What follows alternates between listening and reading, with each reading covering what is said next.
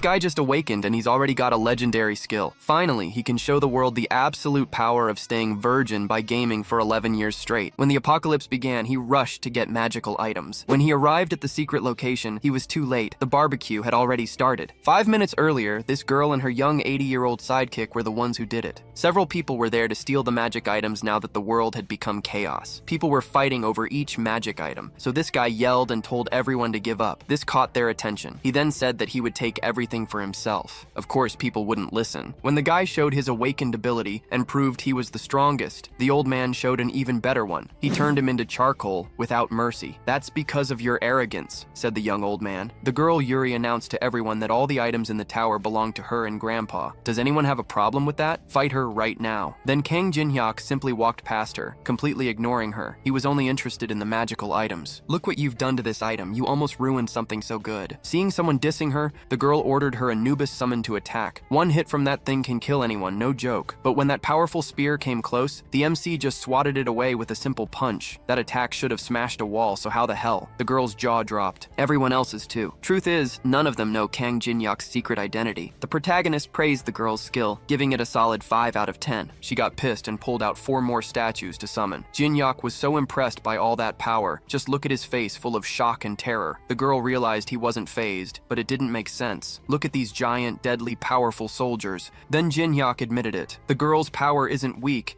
and that old man isn't just anybody. But compared to him, it's pretty pathetic. The girl declared she didn't like him. He's way too arrogant and full of himself. Jin-hyuk then asked what the difference was between arrogance and just being confident in your own powers. To prove he was right to look down on her, Jin-hyuk uses the amulet he just found. If she wants a summon battle, feast your eyes on a real powerful beast. When the mountain god tiger got the order to wipe everyone out, Yuri felt fear run through her body. That tiger ate her dogs like a hamburger in a fat kid's hands. Thinking she was about to be the side of fries for that burger left her hopeless. Is this the end? Dying a virgin even though she's this hot? But when Jin-hyuk walked up smiling like that, maybe that was about to change. Jin-hyuk said the game was over and that he wanted that. The girl covered up her goods and refused to give them up. But then Jin-hyuk crouched down and clarified he was talking about the Tutankhamun mask artifact. Yuri got pissed, and honestly, I don't know if she was mad because he wanted the mask, or because he didn't want the other thing she has. Jin-hyuk stared her down while she resisted, then gave her a signal, obey, and she gets to stay out of the tiger's stomach. She had no choice. Better to stay alive today to fight another day. The girl asked if he was after the map of the Eastern lands. Jin-hyuk just smiled and warned her that the tiger is staying on guard duty. If anyone tries to tail him, they're dead meat. The truth none of them know is that Jin-hyuk isn't like these people. Just a few hours ago,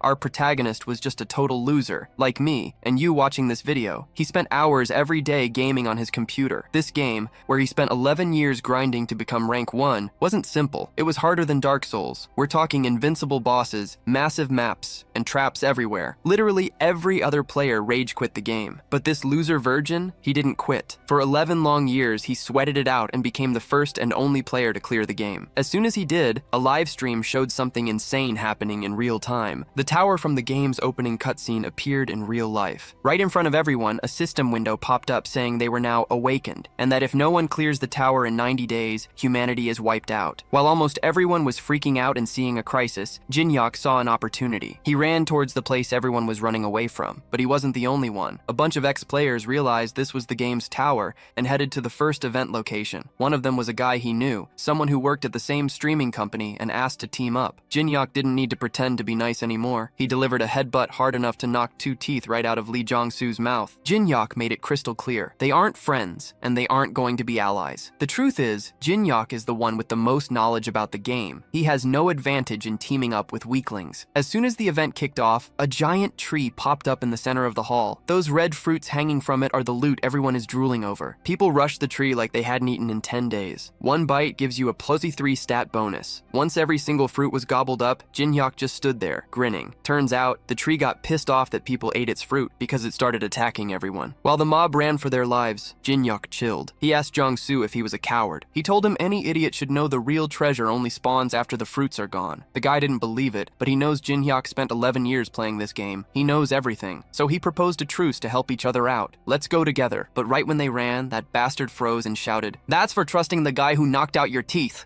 trying to screw Jin-hyuk over. Jin-hyuk dodged the tree's attack. The branch missed him and went straight for Jong-soo, wrapping him up in a position that, well, you guys definitely recognize from those special tentacle animes. Jong-soo begged for help. Jin-hyuk just smiled and thanked him for being his bait. The target is the mangrove heart. Jin-hyuk knows what to do. Unfortunately, that guy was such trash he couldn't even distract the tree for more than a few seconds. Jin-hyuk grabbed a broken branch to use as a weapon. With his unexplained physical skills, he dodged and defended until he reached the prize. The moment he grabbed the heart, the tree died instantly. That was great. Inside the heart is a valuable gem with an effect way better than those fruits. Upon using it, he got 12 attribute points to choose from. Now that he's assigned those points, Jin-hyuk is the strongest level 1 player around. Since each level up grants 3 points, getting 12 points is like having level 4 stats. An hour later, news portals announced that the first mangrove of greed has been cleared. A video of the feat will be uploaded to the internet in 10 minutes. The internet explodes. Everyone is talking about it. With few exceptions,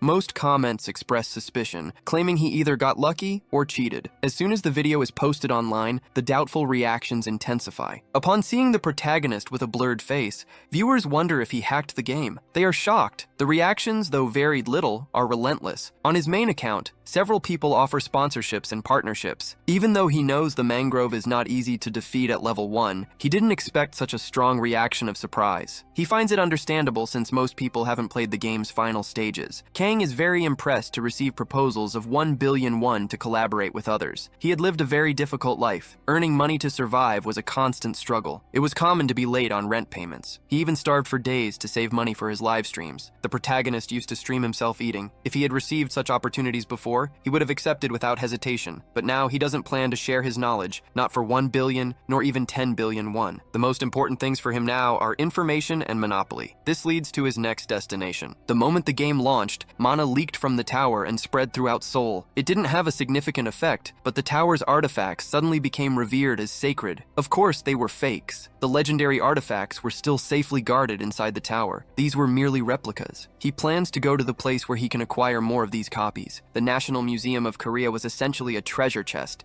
storing countless such items. He is not the only one targeting these replicas. Unlike the tree, which appeared in 7 locations, there is only one museum. People will gather from all regions, searching for these sacred artifacts. Among them will be players who were once ranked and even professionals. He enters the event area, noting that it is quieter than he imagined. As he expected, someone arrived before him, and that person's body is now fried and smoking. Given how much the world has changed, he had anticipated that people would adapt quickly. However, reality often differs from expectations, and some manage to become formidable in just one day. What everyone is targeting is an artifact kept in the classical medieval era gallery. It is the Great Map of the Eastern Land, and it is certainly not a map of Korea. This great map is imbued with magical energy, containing information about the Tower of Trials that everyone seeks. It reveals the locations of labyrinths and ruins, and explains the monsters found within each. That is why everyone wants this great map, even though its information only extends up to the 10th floor. This is more than enough to ignite the ambition in people's hearts, causing them to desire the item above all else. Consequently, they will forget the truly important artifacts hidden by the mud. It was at that moment that our protagonist reached where Yuri and the others were. He destroyed the girl easily, and is now heading to the next floor. Our protagonist has made the preparations, and is now seeking to acquire the strongest ability in the tower. Descending from the 2nd to the 3rd floor, the old man finds an artifact. He asks himself what is happening with Yuri. He wonders how the mysterious man got there. He also asks if he defeated Lee. Our protagonist recognizes the level 1 barrier that prevents passage. The old man says he has never seen a barrier like this before. However, he knows that no physical or magical attack works against this barrier. Our hero looks for the point where the mana flow diverges in order to pass through. He knew there was a way to destroy the barrier, but there was a condition. He asked the old man to constantly use his flame magic to weaken the barrier. The protagonist said, "You must do this until I go inside and return with all possible relics." At that moment, the old man understood that he must keep holding and using his magic while the protagonist was inside. Kang affirmed that he could not turn a high-ranking magic ability user into an enemy. No matter how much he thought about it, the elder concluded that he would have to trust the boy. The old man stated that he would trust the boy. The boy then said, "I will be under Grandpa's care." Immediately afterward, the old man said he would do his best and prepared his fire magic in his hands. He continuously cast magic against the barrier to weaken it, while our protagonist waited for an opening. Seeing the barrier open for a second, he prepared to cross. Our hero was not fooled and knew that someone had already been there, just like on the other floors. The iron sword with the name Qianlong written on its sheath was stolen. He recognized that the man who did this had already done what he needed to do there and left. He was also certain that it was this person who erected the barrier. The enemy was planning to leave after taking what he wanted. Kang noted that these people did not fight. The enemy was not trying to risk anything. The protagonist was certain that the enemy didn't know he picked up a second-hand relic. He then picked up the Yang Yong Tongbo. This was a personal inherent ability and the last piece of the puzzle. It was required to create a more powerful ability, along with the materials he needed. These materials included the Persian ceremonial mold and the others he had already acquired. Now the three relics were reacting with each other in front of him. At this moment, the system revealed that against all odds, he had successfully combined the relics. He acquired an SS-level relic called the Eye of Truth. It was very difficult to obtain and could see a person's status window, as well as determine if someone was telling the truth or not. The Eye of Truth was the best of the 5 eyes that exist in the world. Another reason that brought the protagonist here was the secret mission to combine 3 replicas and create an S-rank item. By acquiring the requirements, Kang gained the inherent ability of fusion. This skill allowed him to copy others' abilities and fuse them to create superior powers and dimensions. If the difficulty of the copy condition exceeded the limit, it would be partially altered. The old man said, "I cannot resist for much longer." He told our hero, "Come back if you are done." Kang Jin-hyuk thought about copying the old man's abilities and planned how to do it. The copy condition was to make Min reveal his feelings from beneath his mask. In other words, Kang just needed to irritate Min Jungwoo. When the old man told him to hurry up, Jin-hyuk told him, "Stop using your ability." This left the elder confused as Kang stated that there was no longer any reason for the old man to do so. The old man was shocked and asked, "Why did you ask me to use my powers?" Next, our hero used the word carpo to close the barrier. It was easy to break the barrier, provided one spoke in Latin, and the protagonist knew this. However, the old man actually did nothing to help him. Kang said the word in a low voice. There was no use attacking non-stop if the attacks did not even penetrate the barrier. It was a waste of magic. Now he knew that the elder's magic was exhausted, and his next step was to anger him. He already knew all the details about the tower. Therefore, the map, which has information only up to the 10th floor, was useless to Kang. This did not mean he would give up the information easily. While Min Jungwoo was confused about what he was doing, our hero had already explained earlier. He explained that he did not need the map, and was therefore about to set it on fire with a lighter. Since there was a chance that other people could gain knowledge of the 10 floors through the map, he burned the item. This left the old man with his mouth wide open as the flames devoured the ancient map. The only way to secure his position was by eliminating the chance that other players could learn about the 10 floors. The old man became very irritated that he burned the map and began to threaten our protagonist. This made him reach the conditions and copy the old man's powers. He successfully copied the B-level fire element ability. He saves this copied ability in the world's memories. Now, he can control fire. Because of this, his affinity with the element increases. The fire element is the beginning of his first copy. Min Jungwoo says, "You will regret what you did." He prepares his magic to attack Kang Jin-hyun. His level 1 fire element activates. Meanwhile, he explains to the old man why he burned the map. He activates his flames just like the elder does, startling him. The old man is now certain that the skill is identical to his own, but Kang's is stronger. He realizes this man is not normal. He doesn't even need the map. The old man wonders, "Who is he?" Kang replies, "If you want to climb the tower peacefully, you should listen to what I have to say." 4 veterans appeared at the museum, including Kang. The others were the old man, a girl, and an unknown individual. Kang understands they wanted to minimize the risks they would face now that the world had become the Tower of Trials, but he wonders if they are trying to get ahead of him. Given this possibility, he needs to acquire as many unique abilities as he can. He tells the old man, "I will contact you soon." He also asks that he and the girl downstairs level up as soon as possible. This way, he will have some chess pieces to manipulate. However, he still has a long way to go. He will need to gather skills for this journey. Since he only has one body, it will be impossible to acquire all abilities. Even so, he will possess the best and most important ones for himself. Suddenly, he feels he has reached his limit. He is hungry and tired. So, he decides to stop for a meal. He enters a restaurant. On the television, he hears a report. 23 people were eliminated, and 50 were injured at the National Museum of Korea. Many are severely wounded, and the number of eliminated continues to rise. Beyond Korea, similar incidents are occurring in the United States, Europe, and Japan. Just as he had thought, other players worldwide are acting similarly to climb the tower. A journalist first reviews the cameras inside the museum. The cameras show the fight between Anubis and Kang Jin-hyun's mountain tiger. No one can believe believe the images, which are unfortunately real. The people in the restaurant cannot believe a regular human could do such a thing. They notice it is the same man who defeated the swamp creature because his movements are identical. Our hero needs to conceal his identity better, as people are recognizing him too much. The government conducts an investigation into the unnamed structure, dubbed the Tower of Trials. For this, they form the Awakened Association, comprising veterans with varied abilities. The government's response in creating this group was faster than the protagonist expected. Since they have already created a group full of awakened individuals with innate abilities, he thinks they will be more flexible. Kang did not expect them to create the group so quickly. On TV, a report from the Department of Awakened Individuals plays. A man in a suit and tie named Sang Jin is the head of the newly formed Awakened Association. He appears to recruit members for the group, promising a salary of 60 million and a government position for new recruits. This offer, however, excludes the person who appeared in the videos. Sang promises that if Kang joins the Awakened, the government will support him in everything he wants. People comment that even without knowing him, they feel envious. Ultimately, our protagonist realizes the report's true objective was him. They are treating him as a tool. No matter what they offer, he will not join them. In this world, the value of a single well-trained individual is greater than 100 ordinary people. Han Sang-jin knows this, which is why he is offering Kang a blank check to persuade him. Sang-jin was chosen as president because he possesses the necessary skills for the position. Or perhaps it is because he has more experience in the Tower of Trials. Our protagonist hopes Sang-jin has a good ability, as it would be interesting to copy it. Looking at the clock, he knows it is 7 p.m. When the hand points to 9 o'clock, the Tower of Trials will open. This happens when the stated time arrives. All the new players head towards the tower,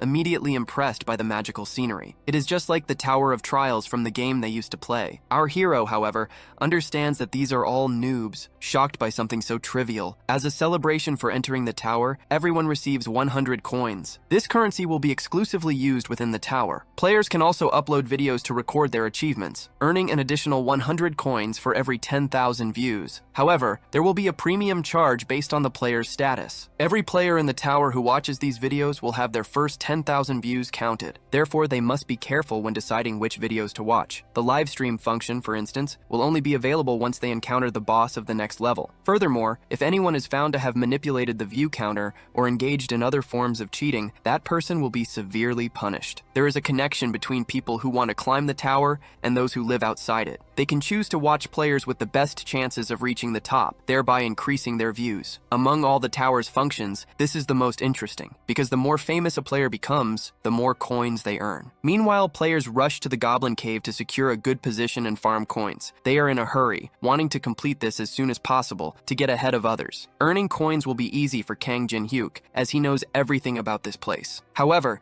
he is not interested in uploading videos yet, nor does he want to rely on them to earn coins. After all, sharing the information he possesses would be a great loss and a terrible strategy. During his previous life, while clearing the lower 30 floors of the tower, there was a period when he couldn't advance. Progressing to the next level required him to search for secret pieces on the lower floors. This meant retracing the steps of his previous experiences. Ultimately, he managed to find the solution in an abandoned ruin. It was then that he discovered his character was flawed from the very beginning. The fact that the character he had spent years evolving was trash was painful. Because of this, he considered deleting his character after dedicating so much time to it, only for that to be the outcome. 6 years have passed since that time. Now the protagonist stands in front of a B-level labyrinth. This is the labyrinth created by Daedalus in Crete, famous for its confusing paths and traps. The secret to passing the 30th floor is to build a strong foundation, and the key lies within this very labyrinth. He never thought he would have to go through it again, and this annoys him a bit. Despite his dislike, a sense of nostalgia washes over him the moment he opens the labyrinth's doors. Inside, it reveals a majestic place, filled with valuable and ancient items. There are also luminous blue moths, and one of them lands on his hand. Suddenly, he encounters several unknown people and asks, "Who are you?" A friendly woman replies, "We were looking for a place to farm, and we ended up here." She explains that the labyrinth will close soon. These people followed him 10 minutes before he entered, after noticing something different about him. They realized he went straight to the labyrinth after entering the tower and opened it without a key. The friendly girl then suggests we should enter too and follow him, but the others are unsure if it's worth entering the labyrinth, as it could be dangerous. The girl then asks, "Why don't we work together to clear the labyrinth and split the prize?" Kang realizes she is trying to trick him and make him believe in numbers. whispers. He suspects she is the leader, so he activates his Eye of Truth to see if the girl is lying or not. At that moment, she states, "My name is Park Hannah. I am 22 years old, and I only reached the second floor of the Tower of Trials before this." Seeing that her name and age are correct, he also notes that she is level 1. He also sees that the girl's skill is quite interesting, communion. Naturally, she can befriend anyone, even strangers. This skill can completely erase feelings of discomfort. The condition to copy this skill, he notes,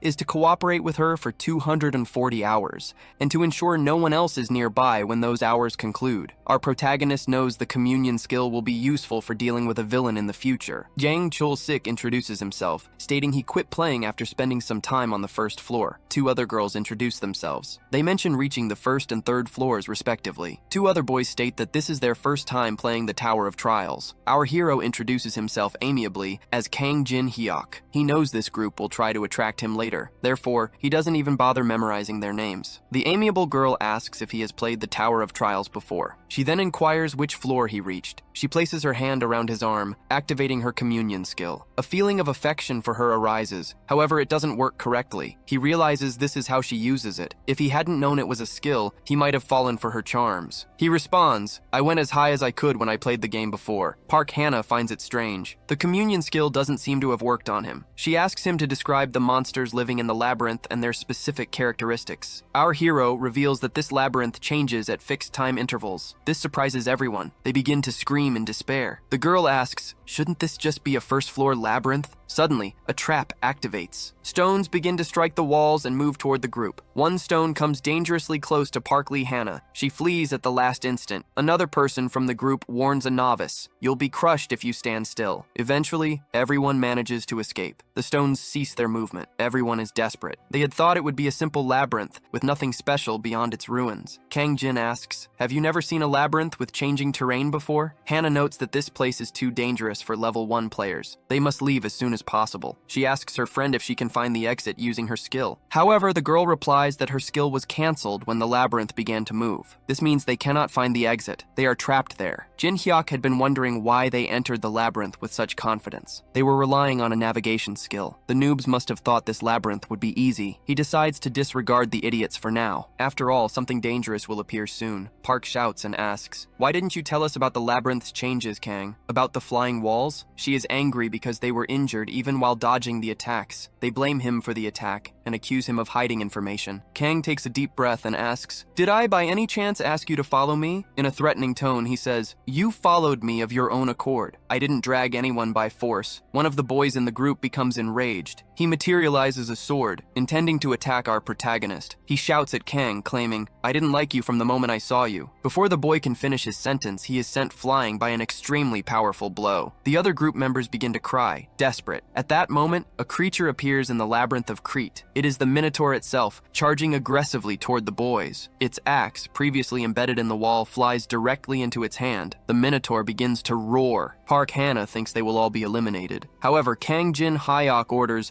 "Get out of the way." He then charges toward the labyrinth creature. The others wonder what he is doing. He actually went straight for the Minotaur during its attack. As the monster slams its large axe into the ground, our hero dodges the attack. He jumps, rising to the creature's height as he evades. However, he still takes a cut on his shoulder. In doing so, he obtains the secret evasion attribute. This attribute reduces the level gap when fighting strong opponents. It also widens the gap when fighting weaker ones. This no-gap attribute effectively reduces each level's gap by 3 attribute points when fighting strong enemies. Taking advantage of this newfound ability, he uses the Minotaur's horn to gain momentum. He lands back on the ground, knowing this is how he'll grow stronger, even at level 1. This is the best method he found after countless trials and errors against the Minotaur. The creature with glowing red eyes lunges at our protagonist, full of hatred. He has already endured attacks from this creature tens of thousands of times during his previous plays. Thus, he easily evades, and his gap attribute increases by 0.5. His body has memorized all the patterns, allowing him to widen the gap even further once more. As he dodges all the incoming blows, his gap attribute continues to rise. After all, he is a veteran. He can even evade by jumping over the monster's axe. No matter how powerful an attack is, it's useless if it doesn't hit him. The noobs are in shock, realizing they had thought of messing with him. They know they would have lost. Hannah can't believe they planned to defeat him and the monster just to steal their items. As she looks at the Minotaur, she realizes how crazy her earlier thoughts were. The protagonist states, "The monster is slow and it won't hit me this way." This makes the creature roar and try to attack him again with its gigantic axe. Kang Jin Hyuk knows that getting stronger quickly is a simple task. He just needs to put his life in danger, like when he was almost hit by the axe in the neck. The more he does this, the greater the rewards will be. Because he narrowly avoided a fatal attack, his gap attribute level increases by 1. Gaining an attribute point for a few scrapes isn't a bad trade. Still, one wrong move could be dangerous, even fatal. He notices that the group of new players is trying to escape. Park Lee Hannah tries to analyze the walls to find a way out of the labyrinth. Suddenly, our protagonist appears behind her and asks, "Where are you going?" The girl startles and he tells them that everyone should do the same if they want to increase their attributes. He states that if they dodge attacks, they will receive secret attributes. He says with a tone of irony, "I'm sharing good things with you all." Meanwhile, the Minotaur charges at them, full of hatred, intending to destroy them. Hannah begins to cry in despair as the Minotaur's axe flies and explodes against the wall. The protagonist asks, "Why did you just stand there? You should have ducked or put some distance between you. That cost one of them their life." Our hero stands still, facing the Minotaur without any fear. Suddenly, he notices the wall's shifting position, and he flees from there. He bids farewell to the Minotaur, who will now be trapped by the labyrinth's walls. The Minotaur becomes enraged by Kang Jin Hyuk's strategy. Immediately after, it charges at the labyrinth wall, relentlessly slamming it with its axe. Those who survived are in shock, as they came extremely close to death. They ask if they won, and if that thing will come back for them or not. The protagonist explains that the Minotaur is attracted by the residue from the luminescent moths he touched earlier. Therefore, it will keep coming after them. Hannah asks, "Why are you doing something so insane?" He replies, "I'm doing this to increase my attributes. If you want, you can rest while the labyrinth changes. Then, we will play a bit more with the horned monster until it breaks through everything to get here." Park Hannah asks, "How long do we need to run and dodge the enraged monster's attacks?" Our hero replies, "You need to do this until you escape the labyrinth, about a month from now." The rookies are in shock, realizing they have to remain in this hell for another 30 days. If they are not with him, they won't be attacked by the monster, but they also won't gain experience. Kang Jin then asks, "Which path are you planning to take? After all, it will be dangerous to wander blindly through the labyrinth." The noobs ask if he knows where the exit is. He replies, "I know this labyrinth very well." Hannah understands that this means they won't be able to escape alone without his help. Park Lee Hannah states, "I have no choice," and decides to follow our hero to find the exit. However, Kang states, "Nothing in this world is free. You will pay a price." He points his sword at the girl and tells her, "Give me all your coins." Meanwhile, other novices face goblins in the game. One of them is live streaming, and he is one of the veterans of the Tower of Trials. He has been playing alone for 15 hours, receiving much praise and popularity online. The man with the red headband realizes this is working for him. All the forums are talking about Manhwa because of his brutal battles against the goblins. He thanks his team for their hard work, even though everyone thinks he did it alone. The video was cleverly edited so no one would realize he was buffed. A nasty comment appears, stating that someone completed his dungeon in just 5 hours. Mayon says, "Haters are common," and he is not shaken by it. However, a new video soon enters the Hall of Fame, causing their video's ranking to drop significantly. This person, now in the Hall of Fame, is the first in the world to successfully refine an item to +10. Juan finds this impossible, and our hero's video skyrockets in the rankings. 10 minutes ago, he told the group, "Don't stand still. Do what you need to do." They need to collect moss to make a bed, and wood to light a bonfire. The novices reluctantly obey, while our protagonist opens the market. First, he wants to protect his coins. For this, he buys 3 enchanted tarot cards. He also buys a worn-out bronze key, pieces of a wagon, and 10 refinement scrolls. These are bad items that no one else would buy, yet he completes the purchase. Because the most important thing is how these items are used. Kang Jin decides to combine the 3. The combination is successful, and he creates the Wheel of Fortune, named after the Roman goddess of luck. This is an S-level item that increases his luck for 10 minutes. After the combination, he knows that luck has a limited range. An ordinary person would not realize the usefulness of luck if they don't know its limits. But he knows exactly what those limits are, since he remembers everything from his past life. Using the Wheel of Fortune, his luck increases to its maximum. He knows that the success rate for refining scrolls is very low. They might be spells with the worst refinement chances, but if luck is maximized, the rate is 100%. He decides to use everything on his dagger, and its refinement is successful. Thus, he manages to upgrade his old dagger to +10, which is the maximum level. Additionally, he achieves the bonus accomplishment accomplishment of being the first to create a +10 refined item on the Korean server. This achievement is recorded in the Hall of Fame for the entire day, and he earns 5,000 coins. Finally, he obtains something truly worthwhile to use, his purple dagger. On the 10th day in the labyrinth, they manage to build a bonfire with the gathered wood and a moss bed, and they have nothing to eat except mushrooms and moss itself. Our protagonist is sleeping peacefully on the moss bed beside the bonfire. However, the group is anything but peaceful, as the Minotaur has been relentlessly attacking since that day. The labyrinth constantly shifts, separating life from death. They are irritated with our hero because he treats everything as if it's nothing significant. If things continue this way, they won't last much longer, and they believe Kang will abandon them. Anonymous users ask, why don't they just give up and stay where they are? They claim that the man with them has played before and is a psychopath. During a live stream, Park asks, does anyone have more information about him? An anonymous person replies, I can't find any related videos from the past. After all his old internet videos have been blocked. When searching for Kang Jin Hyok, it didn't appear that he had created a channel either. They don't think he wants to gain subscribers. He just likes to play alone in an insane way. It would be great if they knew the strategies and locations of the divine relics. Park can't believe they're trying to get support from the idiots outside the tower. He tells them, shut up. Then he asks, what did the Raven Guild say about this situation? An anonymous person reports that the guild is investigating, but has no information about the labyrinth. They will need 3 more weeks to reach them. This news leaves Hannah somewhat desperate, realizing she will be trapped in this labyrinth for 3 more weeks. She tells her friend that there is no information on what to do in this situation. Hannah reveals her plan. Eliminate Kang and take possession of the stone chamber they found until Appa arrives. This way, they could escape the area. However, the problem is eliminating him. At that moment, her friend picks up a stone, declaring it the perfect chance since Jin is sleeping. They decide to do it now, as anyone is eliminated when their head is shattered by a stone. However, Hannah holds her friend's hand, stating that Jin's reaction speed is insane. They will not be able to defeat him in a fight. He will probably wake up the moment they try to attack and launch a counterattack. The man drops the stone, asking, what are we going to do? We cannot continue suffering like this. Hannah assures him they will not continue suffering. Appa, a member of the Raven Guild, gave her something to use. It is a lethal poison capable of melting 100 trolls with just 1 drop, the stinger of a giant zucchini wasp. They must ensure he goes to hell once and for all,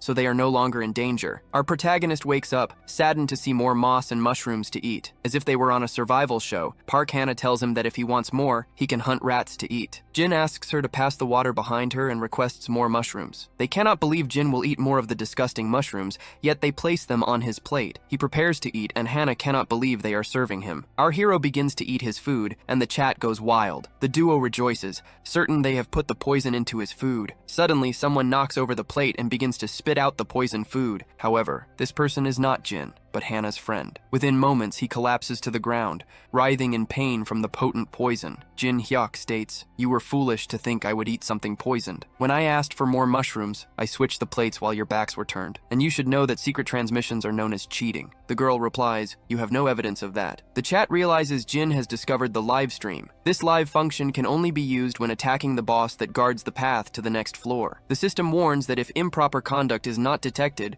the player who made the report will be penalized. Nevertheless, our protagonist decides to proceed with the report, as her facial expressions made the secret live stream obvious. He cannot believe she did this and states, I am disappointed with Park Hannah. As Jin proceeds with the report, the girl begins to receive a warning that leaves her desperate. The capture was complete, and anonymity would be removed. At that moment, the live broadcast became evident, and the chat began to be removed from the stream. The number of viewers drops to 0. They will be unable to watch videos for 1 month from now. If this happens a second time, previous viewers will be permanently banned. The girl becomes desperate as everyone in her chat disappears. As for her penalty, it is a harsh fate. At that very moment, the Minotaur appears, walking with its large axe. It unleashes a heavy roar, then charges furiously like a buffalo. Hannah asks if our hero will fight this time, and pleads with him to tell her where to go. Jin replies, you have no shame. You just decided to poison me and now you ask for my help. The girl continues imploring, but he will not cooperate. Finally, our protagonist fulfills the conditions of spending 240 hours with her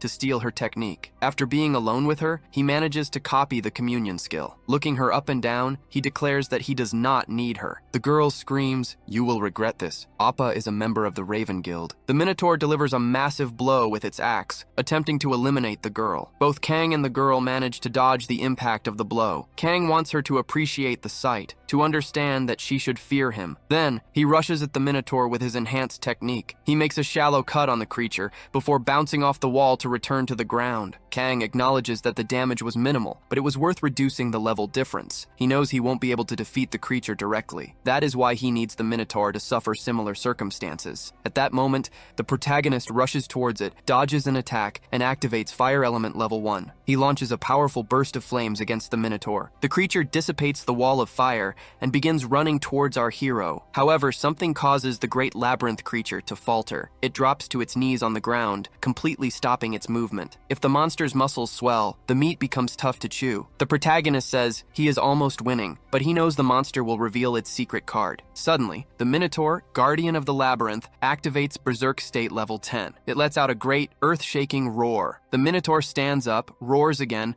and appears to become much stronger. This leaves Hannah scared, making her question how they can possibly defeat it. Green energy emanates from its horns, and smoke billows from its nostrils. Its attack power and speed increase by 30% for 5 minutes. An additional characteristic, increased intelligence, now allows the Minotaur to speak. The Minotaur declares, "I will destroy your protagonist and scatter his pieces throughout the labyrinth. This way, no one will ever enter my labyrinth again." Kang Jin feels the monster's magic being used more efficiently than before, thanks to its newfound intelligence. He then challenges the Minotaur to a fight. The Minotaur responds affirmatively, "I will crush you." It rushes forward, delivering a blow with its enormous axe. Our protagonist defends it with his max-level dagger. Then, with surprising force, he launches the Minotaur's axe far away and continues to defend against its relentless, non-stop attacks. The fight is extremely fast. Hannah can barely keep up with her eyes. She notices that Kang is not even dodging anymore. He is receiving the attacks head-on. Even though the Minotaur is a boss with a level 10 ability activated, they are fighting on equal footing. Hannah thinks that even the entire Raven Guild would not be able to defeat this creature. Yet Kang is crazy. He is taking every attack head-on and smiling in this dire situation. It is as if he had everything prepared and already knew exactly what to do. Kang thinks to himself. No matter how much he tried to change, he hated the stagnant reality of his old life. He felt as if nothing would change,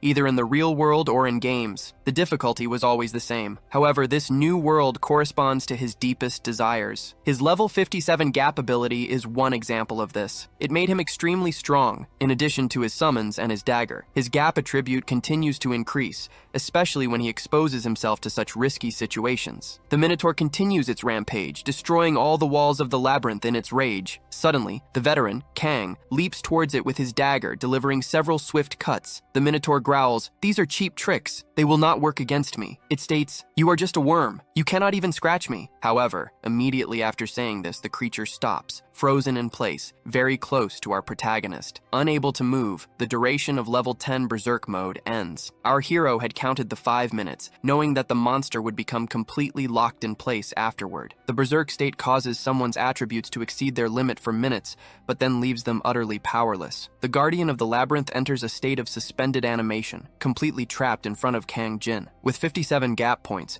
Kang can narrow the power difference by an amount equivalent to 19 levels. He still needs 20 days to reach his ultimate goal of 100 points. Kang knows the Minotaur only stopped moving because its state of fury ended. It will return to the hunt as soon as the labyrinth changes and a new day passes. Our protagonist smiles, stating that there are still 20 days left. He recalls having said it would take a month to clear the labyrinth. 20 days later, the Minotaur returns, attacking with its full strength and in a state of fury. Then a strike comes from the right, and the gap attribute increases. Next, he anticipates a strike from below and jumps. Finally, the gap attribute reaches level 100. The labyrinth monster screams, thoroughly enraged. He feels as though the monster is slowing down over time and delivers a punch to its jaw. Believing he is overthinking, he then steps on the horn of the Minotaur, which has now fallen on the ground. This is his last farewell to the creature. What remains for our protagonist is to deal with Park Hannah. He states, "I will hire an intern for the Veteran Players Company." He asks her if she is interested, noting her lack of enthusiasm. "Aren't you interested? You haven't shown any excitement." Feigning enthusiasm, the girl says, "I want to be hired and work for this company." But first, he asks, "What can you do for the company from now on?" She responds that communion will be an extremely useful skill for managing a company. However, our protagonist says that he has already acquired this skill. She changes her answer, stating, "I will never betray you." This, however, does not satisfy our veteran protagonist, and he is disappointed. He then announces the results for the Veteran Players Company intern position. When the girl asks for more time to think, he tells her,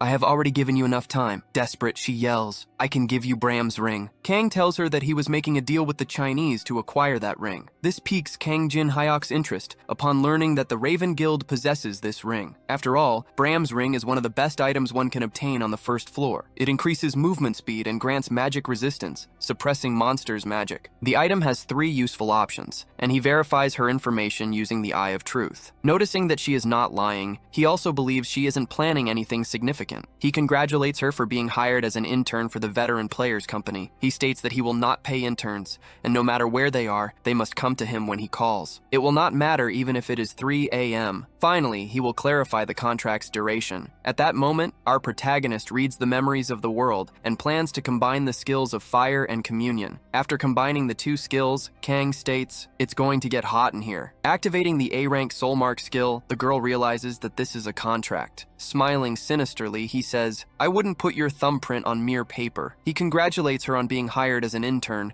and places the soul mark on Park Hannah's face. The girl screams. The mark on the target forces obedience to the commands of whoever placed it on her. Any action that could harm the skill user is forbidden. If she fails to comply, she will be burned. At that moment, they see the light. They are the first to clear the first floor of the labyrinth. The girl is extremely relieved to exit that infernal place. This achievement will be registered in the Hall of Fame, and the players receive 5,000 coins each. As she celebrates her reward, the protagonist orders her, "Transfer the coins to me." She obeys the order and transfers the coins. Kang is certain that no one has more money than him. He also asks her to make sure she brings him the ring in 3 days. When the girl tries to say that 3 days are too few, he reduces it to 2 days. The soul mark on her face heats up, and the girl is forced to obey. On TV, a report airs about Dangun, a guild representing Korea, which is now on the 3rd floor. It is the #1 guild in the country. As other countries face difficulties, expectations for Korea are high. China is keeping their situation a secret. He believes that instead of relying on other countries, they should strive to surpass them with their own strength. He believes he should be able to defeat the 3rd floor boss alone. Our protagonist hears this and contemplates how much others will later regret their actions. He understands their ambition to be the first among challengers, yet perceives no actual need to rush. He knows there is a 90-day time limit on each floor. In other words, there is no need to rush to the 2nd floor, much less the 3rd. Moreover,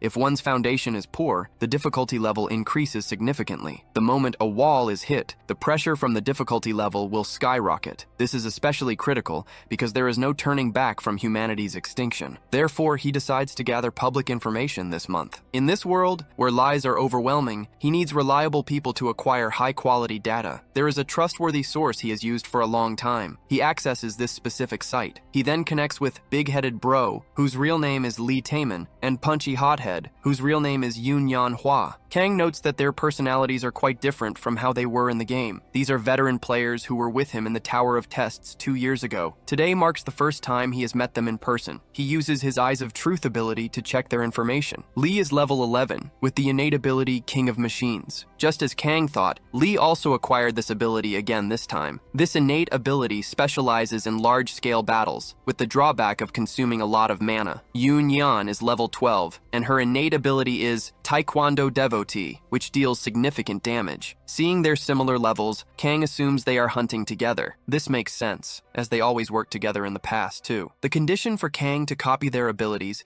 is for all 3 of them to reach the 20th floor together. Kang introduces himself and admits that his in-game name was equivalent to a fart sound. He is ashamed of having chosen that name 11 years ago. He also mentions that he is 26 years old and worked as a streamer on digital platforms, and Lee used to watch his streams. Lee asks Kang to stop being so formal, reminding him that they met many times during the game. He suggests they would feel more comfortable if they talked without all this formality. Kang knows they are very friendly. In the past, there were people who only wanted to use and betray him. Perhaps he had become corrupted by getting involved with such bad people. Even though this is their first personal meeting, he feels very comfortable with both Lee and Yoon Yan. Through their conversation, he manages to discover everything that happened while he was trapped in the labyrinth. This includes the movements of the best guilds around the world and what other streamers were doing. Furthermore, he learns about demonic groups that kidnapped people and stole their coins. Lee then realizes that Kang spent a month in the labyrinth and therefore must not have taken the test. Kang becomes confused about this test. Lee explains that a large number of people went to the tower, and the death toll on the second floor is extremely high. Because of this, the Awakened Association restricted tower climbing only to those who passed a specific test. Upon passing, they would receive an identification code, like the barcode on Yoon Yeonhwa's wrist. Han Sang-jin, the CEO of the Awakened Association,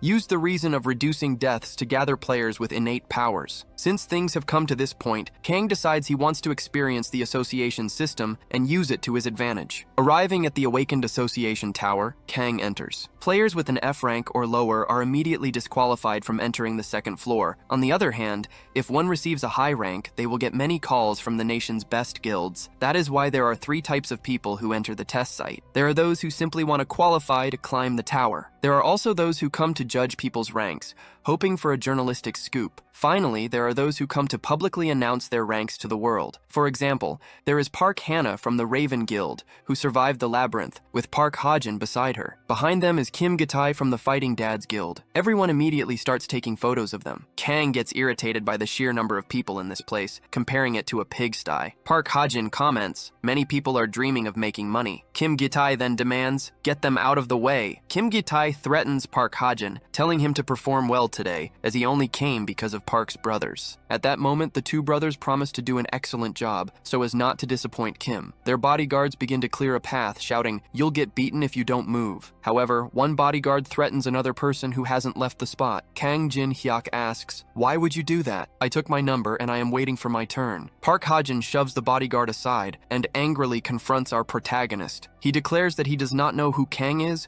and warns him that he is making a mistake and should get out of the way immediately. Everyone watches in shock as our veteran stands against Park Hajin. Kang Jin-hyuk realizes that this is the man Hannah spoke so highly of. He activates his Eyes of Truth ability, checking all the information on this level 8 man. Park Hajin becomes uncomfortable with Kang Jin-hyuk's fixed gaze. Kang discovers the condition for copying his abilities. To copy his innate ability, he must increase his friendship with the target. If he becomes hostile, he can copy any of his common abilities as desired. Upon learning that he can maximize hostility, our hero becomes very interested. Park Hajin continues to threaten Kang Jin-hyuk, demanding he move out of the way, while Hannah watches him in shock. Kang gives a wicked grin in Hannah's direction, making her break into a cold sweat. Suddenly, our protagonist grabs 2 of Hannah's brother's fingers and maliciously breaks them. Her brother screams in pain. This enrages Hannah's brother, who then prepares to attack our hero. All the journalists at the scene move back to avoid being hit by the impending attack. Our protagonist observes them, then grabs his water bottle and throws it at Park Hajin. Park Hajin slashes the bottle. As he attempts to lunge at our protagonist, he is suddenly struck and falls to the ground. No one understands what happened. They believe he simply tripped and fell on his own. However, Hannah knows Kang Jin-hyuk and understands that it was a direct attack from him. Kim Gitai of the Fighting Dads Guild appears to put an end to the fight. Immediately, our hero activates his Eyes of Truth. The ability fails to activate due to a significant level difference. This means that Kim must be level 20 or even higher. Kim Gitai then states that the young man is problematic,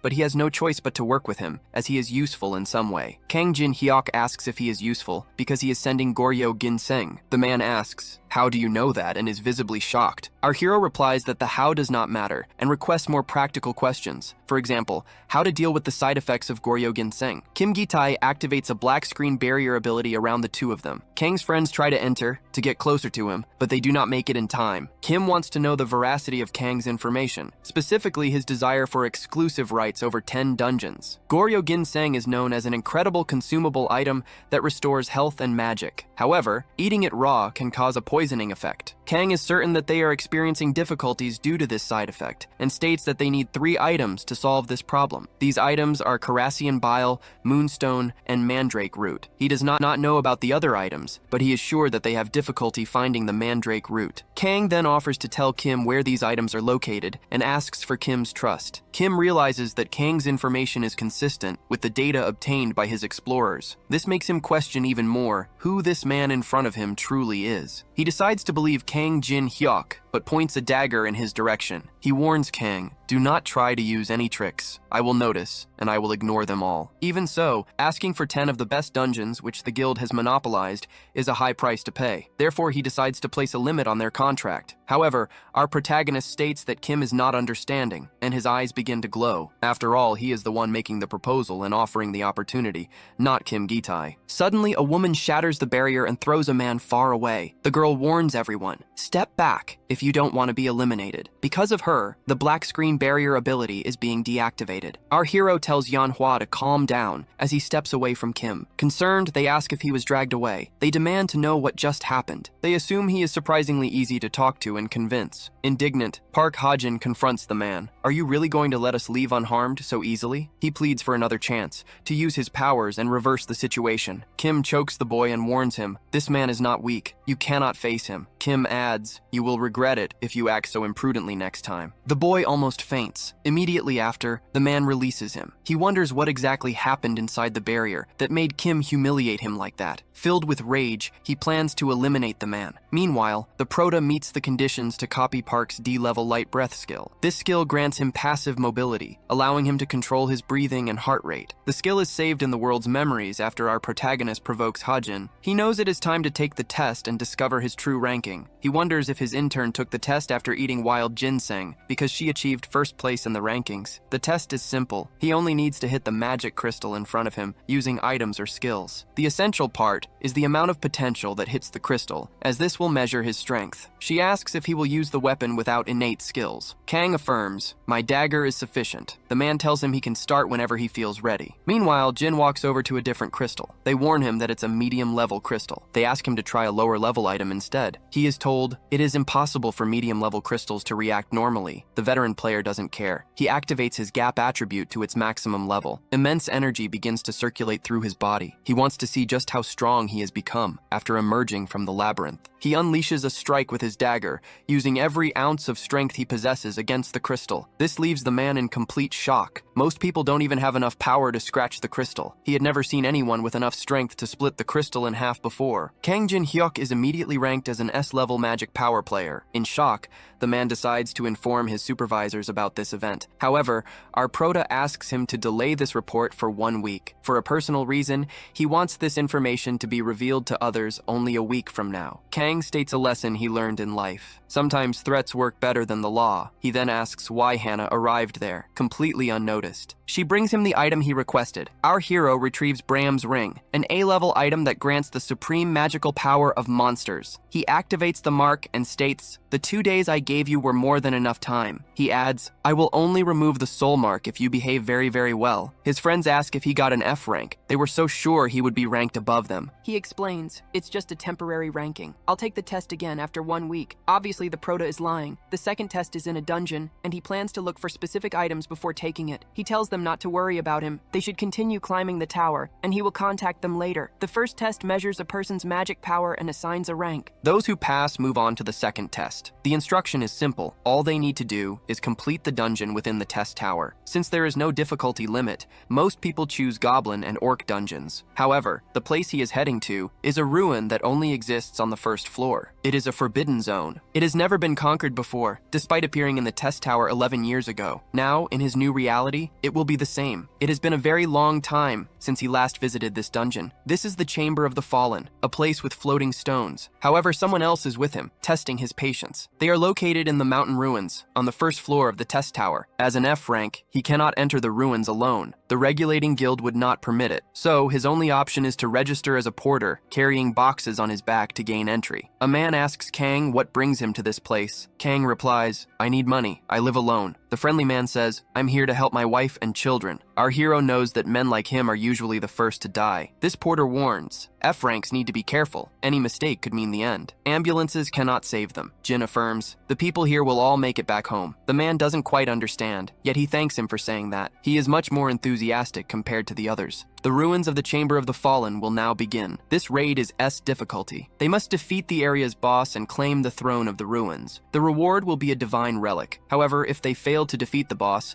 the selection of relics will be limited. Meanwhile, the box porters arrive at a resting spot. A brief pause before the raid begins. The bonus for the first to conquer the tower has arrived. It consists of special items. This bonus is opened, granting an additional 10 points in luck and adaptability. The Cold Heart skill is activated. It allows the user to maintain composure, even in stressful situations. In addition, the passive skill Monopolize is also activated. This skill accumulates the last given reward and can enhance all presented rewards. This excites our protagonist. These are excellent skills. He finds it incredible when he manages to choose a great reward from the thousands presented in the test tower. But now, that probability will mean nothing to him, not after acquiring these new abilities. Suddenly, a group of men emerges from a portal. One of them says, "My head just can't get used to this, no matter how many times I do it." The porters realize that this is the main attack unit of the Balhae Guild. Using his Eye of Truth skill, he wants to analyze the man who appears to be their captain. This man organizes the ranks as he walks, ensuring they follow the advance group. His name is Song Chunhwa, level 14, 29 years old, with very high attributes. The condition to copy his skill is to earn his loyalty during this raid. This makes our veteran apprehensive. Earning his loyalty will be difficult. For the attack captain of one of the top 10 guilds in the country, Kang finds this condition strange. He thinks this is fine, as long as he is not late for his duty. The guild's mage states, "From here on it will be dark. Stay close to me. No one can be rescued." The level 1 illumination skill is activated by his magic staff. It illuminates the entire area of these enormous ruins. The group notices that the monsters the advance party faced were completely annihilated. Furthermore, the atmosphere within these ruins is quite mysterious and unsettling. They inform Chunhwa Hyung that the group of porters is present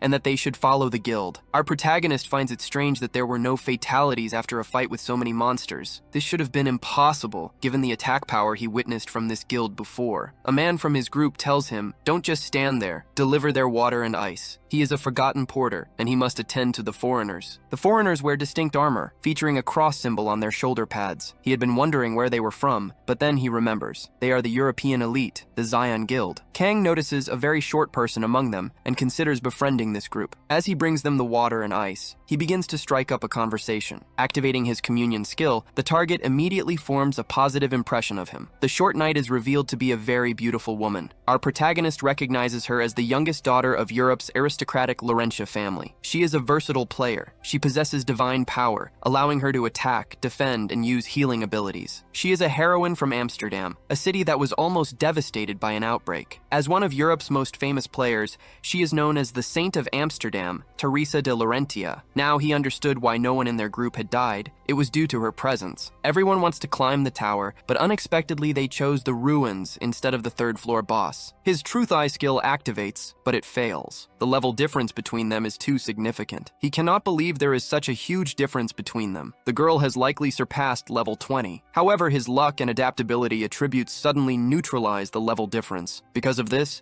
Truth Eye reaches level 2 and activates successfully. He can now view the target status window. Teresa de Laurentia is 22 years old and level 29. She boasts impressive attributes and ranks among the top 100 players. Therefore, the condition to copy all her abilities is to save her life in a dangerous situation. He is not surprised that people are going crazy over her, as her attributes are truly impressive. He notices she has an active class quest. This explains why she gave up fighting the boss and came to the ruins instead. The girl thanks him. Our protagonist says, "I should be the one thanking you for your presence." He is grateful. He has received an opportunity to gain an innate ability, the strongest among paladins. This ability is called Blessing of the Stars. The only problem now is creating a situation where she is in danger and then saving her from it. This is definitely not an easy condition to fulfill. Suddenly, shouts erupt. They are screaming the guild captain's name as if someone is in immediate danger. They tell Hyung that they are in serious trouble. This is due to the Guardian Sentinel. The system announces, "The Guardian of the Ruins has spotted the intruders and initiated an attack. You have 10 minutes remaining." The ruins security system activates a bomb when whenever it receives an external stimulus. After this stimulus, it invokes the Sentinel. They suspect some idiot must have triggered it. However, they don't want to complain. The creature has already awakened, and they only have 10 minutes left. It would be foolish to fight the Guardian with their current attack power. They would only end up losing. He decides to evacuate the non-combatants within the next 10 minutes, but he quickly changes his mind. He cannot think of the end if they haven't even started to fight. Hyung becomes very confused. He knows how difficult it was to become captain. Because of this, he does not want everything to end this way. He decides to press onward, deeper into the ruins. People think he is crazy, especially since the reinforcement group hasn't even arrived. They warn that the Guardian will appear from all sides. He commands them to follow him, reminding them that he is responsible for the guild. They can do this even without the reinforcement group,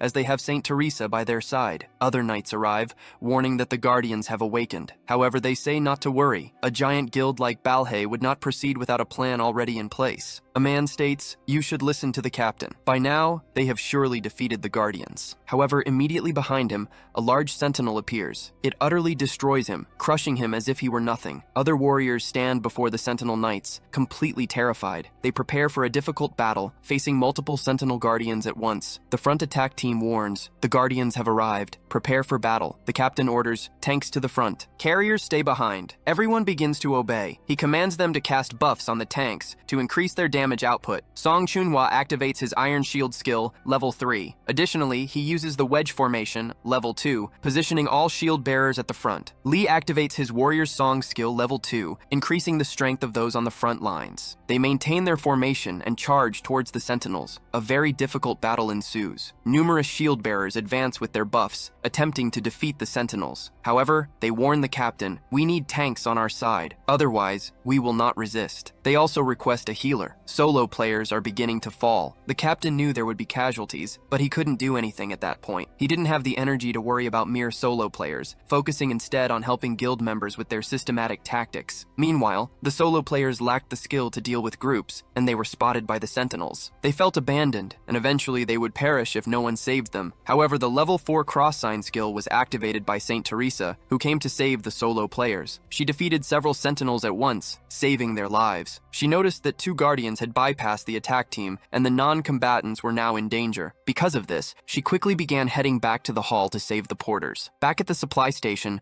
the porter had not been protected and was gravely wounded. He felt he was about to perish, as a sentinel prepared an axe attack against him. However, this sentinel was cut into several pieces and defeated by our protagonist. He recalled the old man, to whom he had promised they would all get out alive. With no time to celebrate, the porter warned him that another guardian was right behind him. With quick reflexes, our hero dodged, then activated a fire skill. A huge smile spread across his face as he prepared to incinerate the giant knight. In just one attack, he brought down the monster and waited for someone to finish it off. He needed to maintain his level 1 status and thus did not want to eliminate this guardian himself. He couldn't believe they had awakened the guardians of a brutal ruin and saw no benefit in doing so. He wondered who had done this. At that moment, Saint Teresa arrived to save the porter. She had thought he was a good person until she saw him threatening a non-combatant with a knife. She asserted that it was Kang Jin Hyok who had awakened the guardians and declared she would arrest him immediately. Confused, he received a sword attack from Saint Teresa. She pleaded, "Don't resist. I don't want to hurt you." He tried to explain, saying it was a misunderstanding, but she refused to listen to his excuses now. She continued attacking him with her weapons. Seeing that it had come to this, he retaliated. He pushed the woman against the stone wall, lightly injuring her. Pointing his max-level dagger, he affirmed that he was not the one who had awakened the sentinels. After all, if he had done it, he would have eliminated her instantly. The porter asked, "Why are you two fighting? Kang saved my life." When Teresa heard this, she repeatedly apologized for the misunderstanding. Our protagonist understood her, saying, "Anyone could have misunderstood the situation." She then asked, "Why did you hide your identity from me?" Jin Hyuk replied, "It's for the same reason you are. I'm on a secret class mission. I'm trying to obtain St. Peter's written oath, and I'm using the Zion Guild as a smokescreen. I'm also looking for a secret item." She then wondered how he knew all of this. He also asserted, "I want to know all the tactics of this ruin, and I believe it will depend on your skill. So can we proceed together on this journey?" Meanwhile, the guild captain stated that they needed to gather their forces to move forward. He told Teresa, "There's no reason to move independently." She responded, "You have a map of the ruins up to the checkpoint,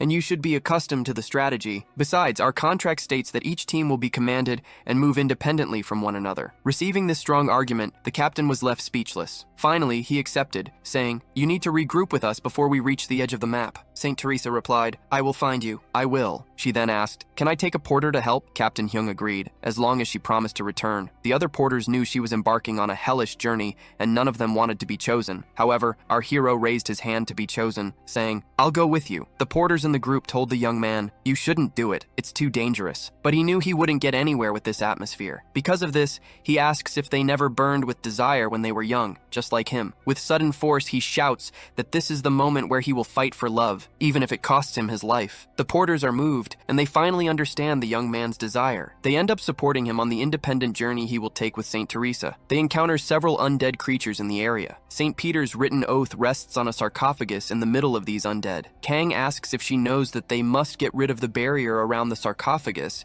and she confirms that she does. Suddenly, they receive a warning. It states that the owner of the Chamber of the Fallen is watching them. This is an indirect message from the boss, who had never shown any attention to players before. The saint asks if he saw the message, and she believes it was sent by the boss himself. However, she does not understand what he meant by watching them, and she thinks that perhaps he recognized her. Surprising her with his confidence, our protagonist states that he was the one recognized. Teresa then asks about the strategies for this place, which he had mentioned knowing. The paladin leaps into the midst of the undead horde and activates her warrior's song ability. All of her attributes will increase by 3 for 10 minutes. She is following the simple strategy Kang outlined, which is to attract the creature's attention. They all brutally rush towards her the moment she unleashes her divine power. They enter a state of chaos. She activates a light and begins to attack them non-stop. While she attacks, the veteran steps over them, trampling their heads. Teresa has drawn the attention of everyone. The fact that she is handling the monsters reduces Kang's chance of leveling up. Suddenly, a red lightning bolt strikes the middle of them, surprising both of them. Lich, the skeleton in black robes with a red staff,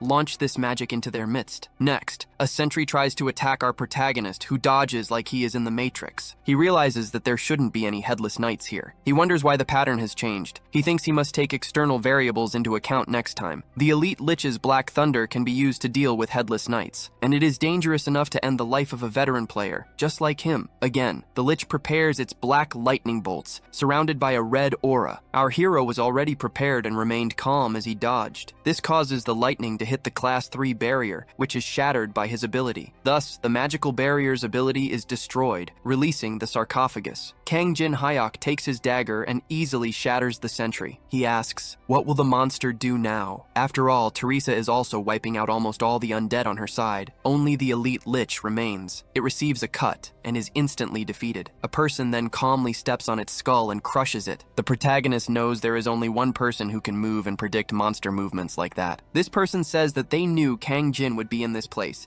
They point a sword in his direction and say that it has been a long time since they last met. They ask, "Don't you recognize me?" At that moment, Kang activates his Eyes of Truth, which are not nullified by level differences. He is then able to see the target's status window. He discovers that his name is Choi Yu-sung. He is 28 years old and level 29. The condition to copy his ability is to defeat him with a sword, which is the weapon he trusts most. Choi possesses an iron sword with Chen Long engraved on it, which was stolen from the National Museum of Korea. Back when the game was virtual, there was a person who, after losing to him twice, continued to challenge him, no matter the place or what they were doing. He followed an extreme warrior concept. Kang asks, "Are you that psychopathic stalker from back then?" The man becomes annoyed because he wasn't recognized now that the game has become reality. Our protagonist remembers, but he doesn't want to believe that the person from the museum was him. However, after losing to him many times in the virtual game, he asserts that things will be different now. He declares that since both of them have returned to the beginning, he will no longer be defeated by him. Kang says he will not stop him if he truly wants to fight. He asks if the stalker is sure he will be alright, as his companion will not simply stand by and watch. When the stalker sees the saintess, he realizes that Kang has an annoying companion, but he declares he will not allow anyone to interfere in their duel. Thus, Choi Yu-sung activates his battlefield selection skill. By striking his sword hard against the ground, he creates a battle arena for the two to fight. Our protagonist tells Saint Teresa that he will find her after this duel. She remains without reaction, as our protagonist is transported into the combat arena. Upon arriving at the location, the stalker says, "Nobody will disturb us here." Then he challenges our protagonist. Choi Yu-sung activates his level 5 man-to-man skill, which increases his attributes. Meanwhile, Kang Jin-hyuk's attributes decrease by 10%. His attributes are diminished due to the combined effects of the battlefield and man-to-man skills. This has created a disadvantageous combination for him. Because an extremely disadvantageous situation is detected, a special fusion condition is activated. When a situation is disadvantageous for original copy conditions, they are modified accordingly. Thus, the skill copy is approved even before the conditions are fully met. Our protagonist decides to copy Choi Yu-sung's unique skill, the level S Song of Swords skill. This skill increases his understanding of swords by 200% and makes his attacks more efficient. Subsequently, the copied skill is registered in Kang Jin-hyuk's world memories. Irritated, the stalker says, "I am being ignored again." He then charges at Kang Jin-hyuk with hatred. Jin materializes his dagger, and they begin an equal-footed sword combat. Kang asks, "What are you planning? What happened to your mid-range fighting style?" He adds, "After all, you have started fighting with swordsmanship now, and you seem to be enjoying it." Extremely irritated, the stalker says, "You were always ignoring me until the very end." He then uses the soul-catching sword energy. Attacking with full force, he unleashes various attacks against our protagonist. Our protagonist says, "You are trying too hard." Using sword energy against a beginner swordsman, he dodges all of the attacks. This irritates the stalker, as he is being called a beginner, even though he is not. Kang realizes his blade will break if he faces the sword energy with it. So, he decides to create a skill that can directly counter sword energy. Thus, he fuses the Song of Swords with the demonic soul pill. As he runs the pill along the blade of his dagger, the fusion skill is activated. In this way, the Song of Swords and the demonic soul pill item are fused. A great radiance emanates from his area, forming the unique skill, level SS Sword Tomb. This skill increases his understanding of swords by 500%. Additionally, his body will now follow the most efficient path in combat. The skill is activated along with level 1 Black Moon Knight. This power is not even 1/10 of his original strength. Even his current magical power is not enough to control it. He knows he must increase it further to reach his past strength. The stalker is in shock, witnessing the amount of strength Kang now possesses. The stalker is in a battlefield optimized for him, and his opponent is not even using techniques from his own specialty. Everything should be in the stalker's favor. Yet Kang Jin dominates the combat. Emitting a vast amount of aura, Kang strikes with his dagger. The enemy defends the blow, but Kang's target begins to sink into the ground from the sheer force. Moreover, Kang makes his enemy's sword fly out of his hand. He declares, "I have defeated you again." This marks the 138th time Kang has won. When the stalker asks to be eliminated, our protagonist says, "The next duel will be the 139th time." He continues, "You must know that the tower is not something to mock. Rankers are eliminated when they let down their guard. That is why we need as many strong players as possible, especially if they are like you." He extends his hand. In reality, he needs 60 days to buy another skill from the same person. This way, he will not have to find him again to copy his abilities. Since the opponent cannot wait to deliver his skills, he activates the communion. The enemy says, "This time, I lost." He then affirms that next time, the outcome will be different. The battlefield selection skill is deactivated. Now that he thinks about it, he does not even know his enemy's real name. Kang affirms that they do not have an intimate relationship for such a thing, yet he still wants to know the protagonist's name. Our hero does not want the enemy to speak his original in-game name. Contradicting this request, Kang speaks his old name, Fart. Suddenly, the protagonist asks Chunhwa Hyung if they have already dealt with the monsters in the area. The mage replies that his detection skill is reacting to magic. He thought he had already dealt with all the monsters. He adds that an unknown being is coming toward them. Suddenly he looks up and sees a giant iron golem approaching. He looks up further and finds a white-haired man with pointed ears riding on top of it. Seeing this appearance, the team captain knows it is a high-ranking vampire. The vampire introduces himself as Velis. He is very elegant and welcomes the humans. "I am a blood relative who serves Jinzo, the master of the ruins." The captain points a sword at Velis's neck and asks what his objective is. The vampire then realizes the captain is the leader and states he has come to bring them a proposition. It is, in fact, a choice. Come with me in silence or face a brutal fight. Velis activates his blood feast skill, which begins to manipulate all the tomato sauce in the area. The ketchup from people's bodies starts to seep out. Thus, all the group members begin to lose all the sauce they had in their bodies. Half of them will become appetizers, while the others are dragged away. This ability leaves Hyung completely terrified, seeing his men dying. Meanwhile, on the journey of of the paladin and our protagonist. She activates her level 5 divine purification skill. She takes the SSS ranked frozen tear, and her magical power increases as it is absorbed. After consuming the item, her magical power increases by 12. The frozen tear was obtained along with the demonic soul stone, and it is very difficult to acquire. With the help of the divine power, her attribute was already at 12, now adding another 12. The protagonist is happy with this amount. Suddenly, the master of the fallen chamber sends them an invitation. The invitation states, if you wish to save the attack team, you must go to the inner hall and find the master. If they accept this mission, all monsters and traps leading to the final room will be removed. Teresa believes that the people from the attack team have been kidnapped and turned into hostages. Without thinking twice, she says, I will go. There is no reason to hesitate even if I only save one person. However, she wonders if she will be able to defeat Jinzo this way. She also questions what will happen if she becomes a toy for Jinzo, exactly as Jinzo wants. She cannot imagine a fight against her without the support of the attack team. All she wanted was to protect another person as a paladin, and she wonders if she made the wrong decision. Her new companion says, there is nothing to do with the attack team. I will go ahead. He adds that if she is having difficulty making a decision, she can listen to his advice. He says, Jin has no sense of honor and is a selfish human. That is why I continue to challenge her. Even so, I am certain that in this world, I am the only person who can defeat Jinzo. He apologizes for speaking too much, and the paladin thanks him for the advice. Teresa then offers to put our protagonist in a group. Our hero states, my contract fee is not cheap. He asks if she wants to proceed with it. She promises, I will give you all the coins I possess if you help me in the fight against the chamber master. Hearing this, he realizes the girl wants to proceed, and he accepts the contract. After closing the contract and accepting Jinzo's mission, the monsters fall dormant, and they proceed to the final hall. The amount of magical energy being emitted is extremely high. Upon realizing this, Kang asks Teresa not to be afraid, and questions if she knows the opponent's strength. In battles, the strongest doesn't always win. Kang Jin-hyuk then states that he has a plan. No matter what happens inside, she needs to trust him. With that, they finally open the gate to the last room. Inside, they find numerous people and a throne. Beside the throne stands the white-haired vampire, Velis. Lying on the throne,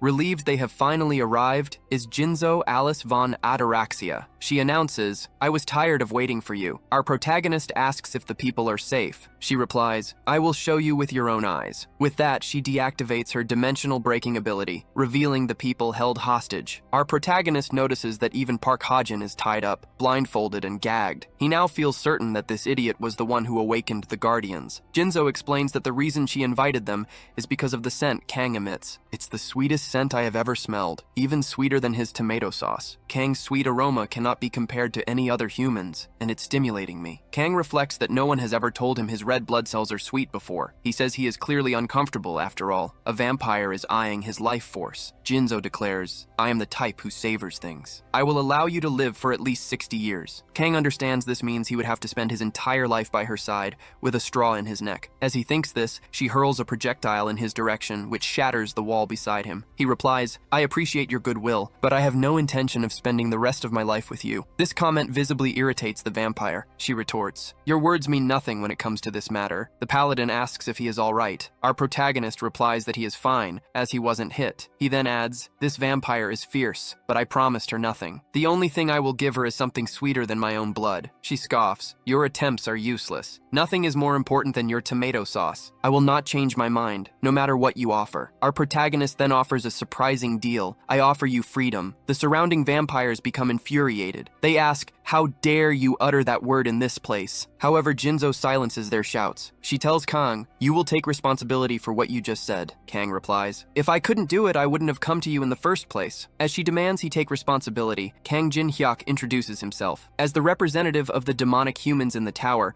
I will liberate this place. As he speaks, our protagonist puts a black mask on his face. Demonic humans is the term for those who have rejected their humanity. This can be for money, revenge, or even personal beliefs. Demonic humans often prevent players from climbing the tower and sometimes even join forces with monsters. The vampire admits, I have heard of this type of human. Are you one of them? Kang replies, I have already been in contact with the temple on the 27th floor, and the fact that you deceived the barrier surrounding these ruins is exactly what they told me. The paladin wonders how he is pretending to be a demonic human and how he plans to resolve this situation. She also wonders what the temple is to have made them so frightened. Kang tells Jinzo, if you know of the temple, then you'll realize my words are not a bluff. Please trust me. However, the vampire declares, "I will not. It doesn't matter if you're a demonic human or not. Anyone can claim they'll resolve my condition. Besides, you're too good with words. I don't trust you because of that." With that, she activates her blood spears ability and states, "It's a pity I have to eliminate you. Your blood is so sweet." She then fiercely hurls the spears in his direction. Our protagonist, who was respectfully bowed,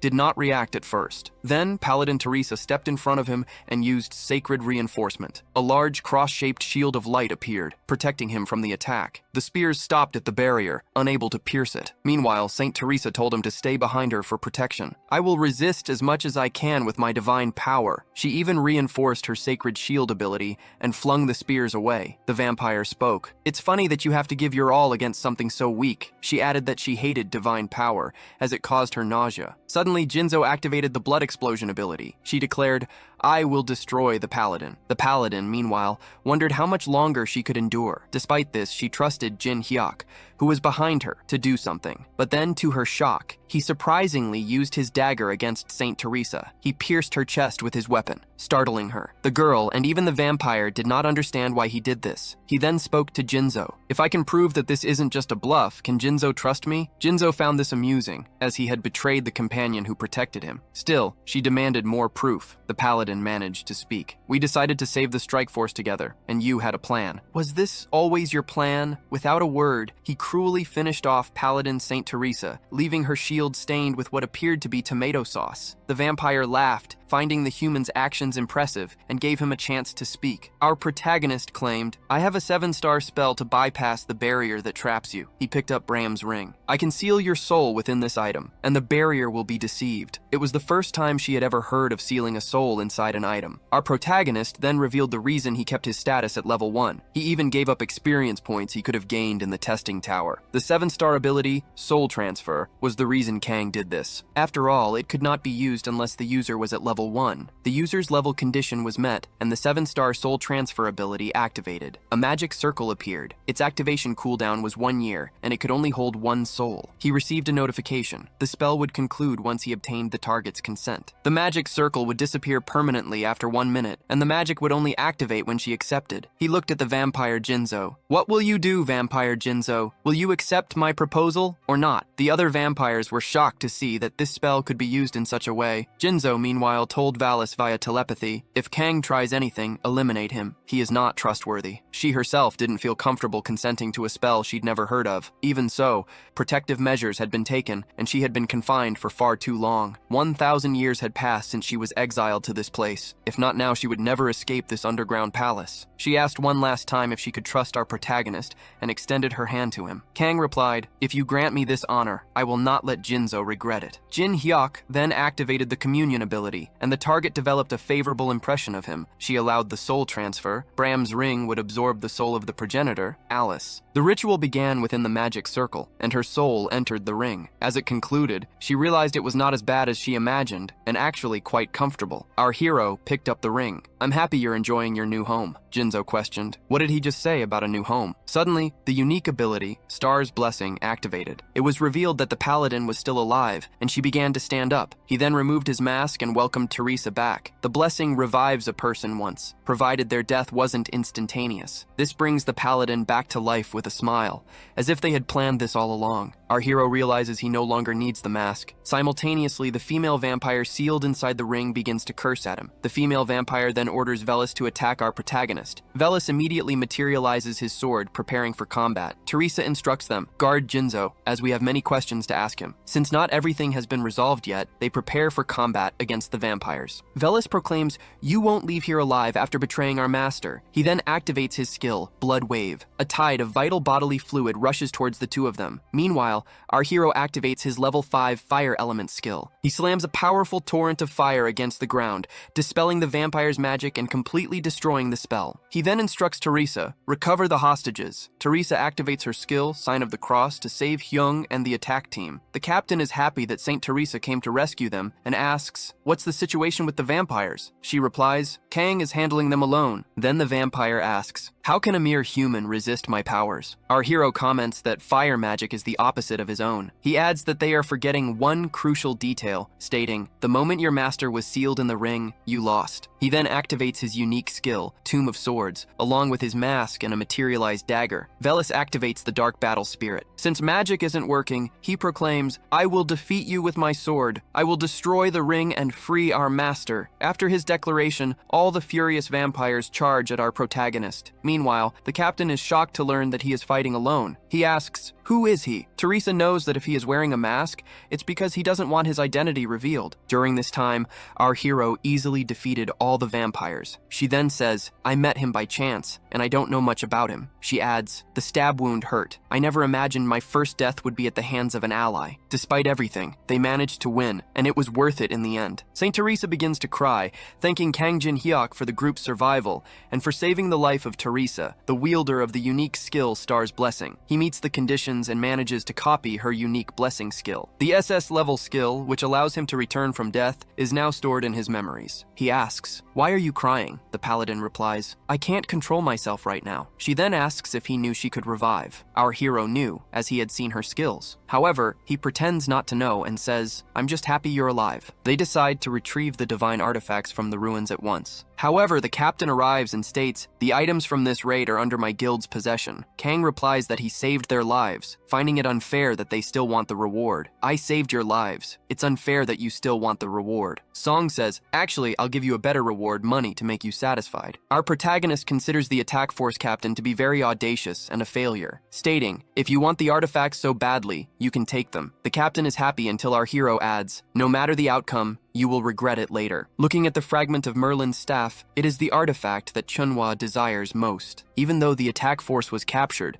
the captain believes he will redeem himself by taking the artifacts from the ruins. The moment he reaches for the staff, he receives a shock and a mark appears on his hand. Kang explains that the staff is made of fine composite materials, but it holds a curse within it. It contains a life force which can only be safely obtained by defeating Alice. However, since she is still alive inside the ring, the curse persists. Upon seeing the effects of the curse on the captain, Saint Teresa is shocked. The duo then leaves. Meanwhile, at the entrance of the test tower in Seoul, the department chief is questioned about whether the information is false or if the man is telling the truth. He simply states that they should wait and see. He also tells Agent Jung to stop complaining. Meanwhile, an affiliate of the Awakened Association decides to take action based on the information they possess. Agent Jung comments that experts believe it will take at least 3 weeks to resolve. The chief, however, is concerned that the stalker is not from the Balhae Guild and has a bad feeling about the whole situation. Suddenly, the ruin, Hall of the Depraved, is completed. This leaves the department chief in utter shock. Immediately after, the warriors of the Balhae Guild begin to emerge from the ruins. They are all congratulated for clearing the first floor and are immediately bombarded with questions. Reporters ask who was the most valuable player of this raid, specifically if it was the captain. However, Song Cheonhwa emerges without hair, eyebrows, or eyelashes, wearing a dejected expression. The reporters, observing the devastated state of the returning warriors, ask what truly happened inside the ruin. Saint Teresa then tells the reporters the shocking truth. It was not Song Cheonhwa who cleared the ruin, she states, nor was it the Zion Guild. Instead, she reveals, it was the masked man alone who completed the ruins. The others, she explains, were merely spectators to our protagonist's extraordinary performance. A woman from the department believes it is imperative to contact the association immediately. She points out that many would not have survived and would have been forced to return home if not for the masked player. On various online forums, everyone speculates about the identity of the masked player. Reports discussing him quickly go viral across the internet. Our hero realizes that these reports contain a lot of unnecessary filler, as the writers know absolutely nothing about him. He observes many heated reactions, even more than he anticipated, reinforcing his decision to appear masked. Since Teresa is the only one who knows his true identity, and she promised to keep it a secret, he has nothing to worry about. With this issue resolved, he decides it is time to speak with the vampire. Inside the ring, Jinzo begins to curse him for keeping her trapped for an entire day. She starts to threaten our human. "Do you even know who I am?" she demands. She then asks what he plans to do, but starts to feel dizzy as he begins to spin the ring. He asks if she feels better. "If you were in my place, you would feel exactly the same," she retorts. However, feeling quite rattled, she states that vampires easily forget grudges. "Just don't do that again," she orders, "and relax your expression." Our protagonist, however, does not obey. He continues spinning the ring. "I will give you an appropriate punishment," he declares. Jinzo begins to cry. "Please, stop," she begs. "I am almost vomiting." He then uses his vampiric separator skill, which involves spinning the item at extremely high speeds. This leaves the vampire completely disoriented. 3 hours later, he picks up the ring once more. Jinzo continues to feel unwell, complaining of nausea as he injects magical power into Bram's ring. With a surge of energy, the vampire is materialized out of it. She grins. "The time has come for my vengeance," she declares, "to return the humiliation you made me suffer." However, she quickly notices that she is significantly smaller than him, almost miniature. Kangjin Hayek had materialized only a sealed portion of her. It is as if she is a mini version of Alice, unable to manifest even 1% of her true power. Despite this severe restriction, she is still more potent than ordinary vampires. He tells her to stop crying and listen. "What I told you in the ruin was not a lie," he asserts. Alice retorts that she does not want this kind of freedom. Our hero clarifies that this is not the freedom he promised. He can grant her the freedom she truly desires. The girl, now hopeful, stops crying. "What does that mean?" she asks. He explains that if she helps him eliminate all those who betrayed her, he will help her regain her lost position as leader of the Ataraxia family. Soon after, a new video detailing his raid is uploaded to the Hall of Fame. Many initially believed that everyone would fail. However, the situation dramatically changed with the appearance of the masked player. In the video's comment section, viewers expressed that it is the first time they have watched something with such nervousness, even knowing the outcome. They were utterly impressed by the way he defeated the vampires using fire. Many recognize him as the man who gained fame from the Swamp of Greed video. One commenter states that if he was recognized by the Saint of Amsterdam, then everyone should also bow before him. People imagine that after his recent display, guilds would be desperate to recruit him. Our protagonist had heard that guilds were swimming in money, and stopping in front of a massive building, he realized just how true that was. It wasn't his concern if a major guild monopolized everything or was corrupt. However, daring to try and eliminate him was something Kang Jin absolutely could not ignore. For those who crossed him, all he would bring was destruction. The moment he stepped inside the building, Kang Jin spotted the security personnel. He immediately invoked his fire magic and unleashed it in their direction. Meanwhile, on the building's rooftop, the angry guild leader fumed. "I ordered you to eliminate that man discreetly in the ruins," he raged. "But all Park Hajin did was awaken the guardians and create a mess. The guild's reputation is in tatters, and everything is about to be exposed because of him." This was Shingeon-su, the leader of the Black Raven Guild, who then struck Park for being utterly useless. Moments later, flames surged into the room, throwing security guards aside. Our protagonist then stood at the doorway, having defeated everyone. "Are you the leader of this guild?" he asked. In shock, Shingeon-su immediately commanded, "Get him at once." Seeing this as a perfect chance to make a good impression and reclaim his former glory as the super rookie Park Hajin, Park decided to rush Kang Jin. But as the protagonist removed his mask, the young man instantly recognized him, only to be met with a powerful punch that sent him flying. Shingeon-su, enraged by the humiliation, swore, "I will penalize you for this." He then activated his swift sword skill to confront our hero. While Shingeon-su reached for his sword, still sheathed, the protagonist calmly sat down on an armchair. Shingeon-su lunged with his sword. Convinced that Kang Jin wasn't even perceiving his speed, which he claimed was faster than the speed of sound, he believed the young man would be easily eliminated. But to Shingeon-su's utter shock, his sword shattered in half,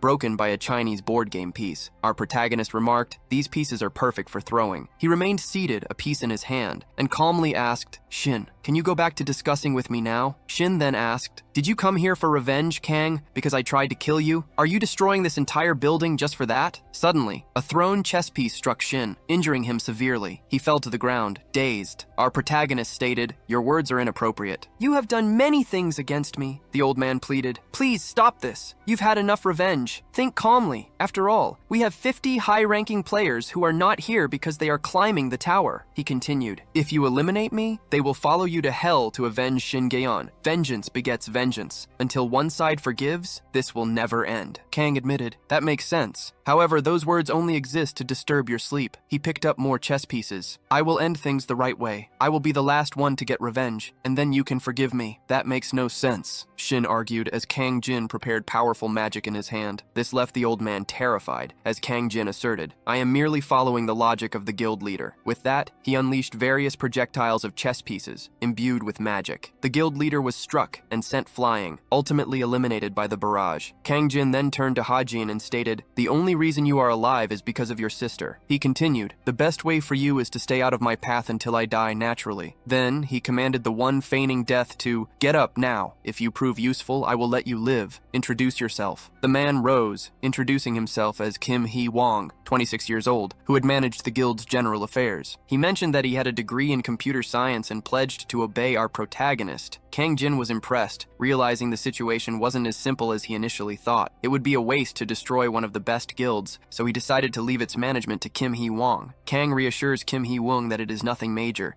He just needs to maintain appearances. However, Kim states that even if he serves as the guild master, no one will follow him. Kang understands that there will be opposition if a non-combatant suddenly ascends to such a high position. Kang assures Kim not to worry about those who oppose him. He will not deal with them directly. Since it would be too much trouble, our protagonist decides to have someone else handle that task instead. Soon after, people receive a message. It states that all guild members of rank A and above must gather on the rooftop. One person questions the need for an emergency meeting, especially when everyone is busy. They were in the middle of a dungeon invasion. They have no choice but to follow these orders. Reluctantly, all rank A players from the Black Crow Guild head towards the base. One of them wonders why there are so many people in front of the building. They spot their leader, unconscious, on top of a broken car. It becomes clear. He was thrown from the building, landed on the car, and is now eliminated. The person wonders who sent the emergency meeting order if it wasn't the guild master. As this person reaches the top floor, they find Kim Hee-wong. Kim is preparing his magic. The person asks, "Why is the secretary sitting in the master's chair?" Attempting to strike the secretary, the person demands, "Tell me everything that happened." Kim explains that new signatories have arrived. He then points to Alice, who is behind him. Alice states, "This is all very irritating. I asked them to take care of things so I wouldn't have to intervene." The person is speechless. They ask, "Was that child responsible for all of this?" Alice Ataraxia becomes extremely irritated when called a child. She glares fiercely at the rank A individual. Suddenly, a massive explosion erupts on the rooftop. Our protagonist understands. Alice went against his order to take over the guild peacefully. The Awakened Association asks him to submit his test results soon. It has been 2 months since the test tower appeared. The world order has been shaken. Some people are adapting to this new world calmly. Newspapers feature a special report on the masked player. The incident attracted a lot of attention. After all, he cleared a dungeon alone, without any attack force. Furthermore, only 2 people know that he entered the raid as a porter. One is Kim, the former leader of the porters, who agreed to keep his secret. The other is Saint Teresa, who also promised to keep his secret safe. He can act much more easily, maintaining both a masked persona and an unmasked one. Inside the Awakened Association building, all conditions have been met. With no more restraints holding him back, it is time to monopolize everything. The certificate is simpler than he thought. His current rank is F. He encounters a group of old colleagues. They announce that they have leveled up considerably.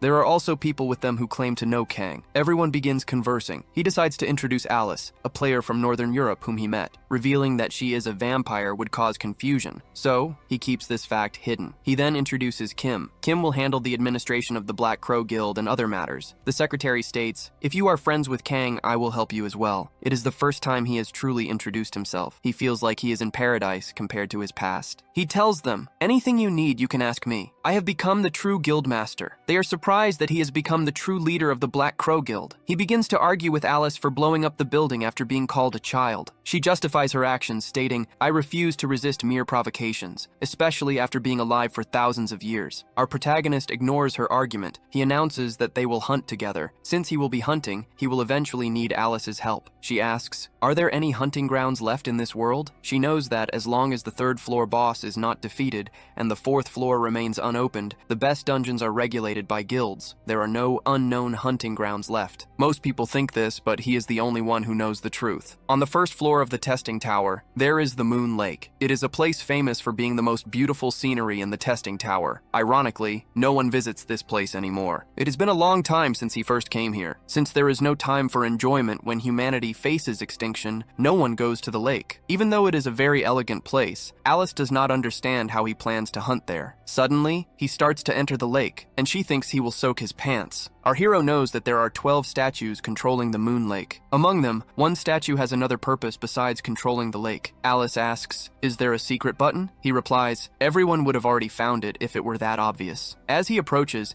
he knows that hundreds of players have already found this gap in the statue, as it is a well-known topic in the community. However, until now, no one has found the key that fits into the gap. It is not surprising, because the key is not just a piece of metal, it is the moonlight itself. Our protagonist knows this and manages to open the compartment. He uses his hand to adjust the amount of light and the angle at which the rays enter the space to match the engraved sequence on the stone inside. Finally, he manages to open the mechanism. After all this effort, he is rewarded with a door that leads to the underground, which begins to open in the ground. Kang Jin-hyuk enters and receives a notification that he has entered the first underground floor of the testing tower. Alice comes out of the ring. She did not know such a space existed beneath the tower. It has been a long time since she felt this forgotten sense of freedom. Kang, the veteran, asks, "Are you happy to have made the contract with me?" She does not agree, but she admits that he truly did not lie to her. Our protagonist uses the star's blessing to manifest divine power. The second unfreezing of the frozen tear begins. Along with this, his magical power increases by 18, becoming available for use again after only 24 hours. After absorbing the frozen tear again, it becomes easier to contain Alice. He stops to think about what the beings in this tower think of players. After the game became real, he wonders if Alice, who has lived for thousands of years, still thinks she is inside the game. Therefore, he decides to ask Alice something, but he is censored, and she does not understand anything. He realizes that information related to the tower is completely blocked, but the fact that he discovered he cannot talk about this with beings from the tower is already enough. Alice, with her keen perception, notices something approaching. Black claws of a creature begin to walk towards them,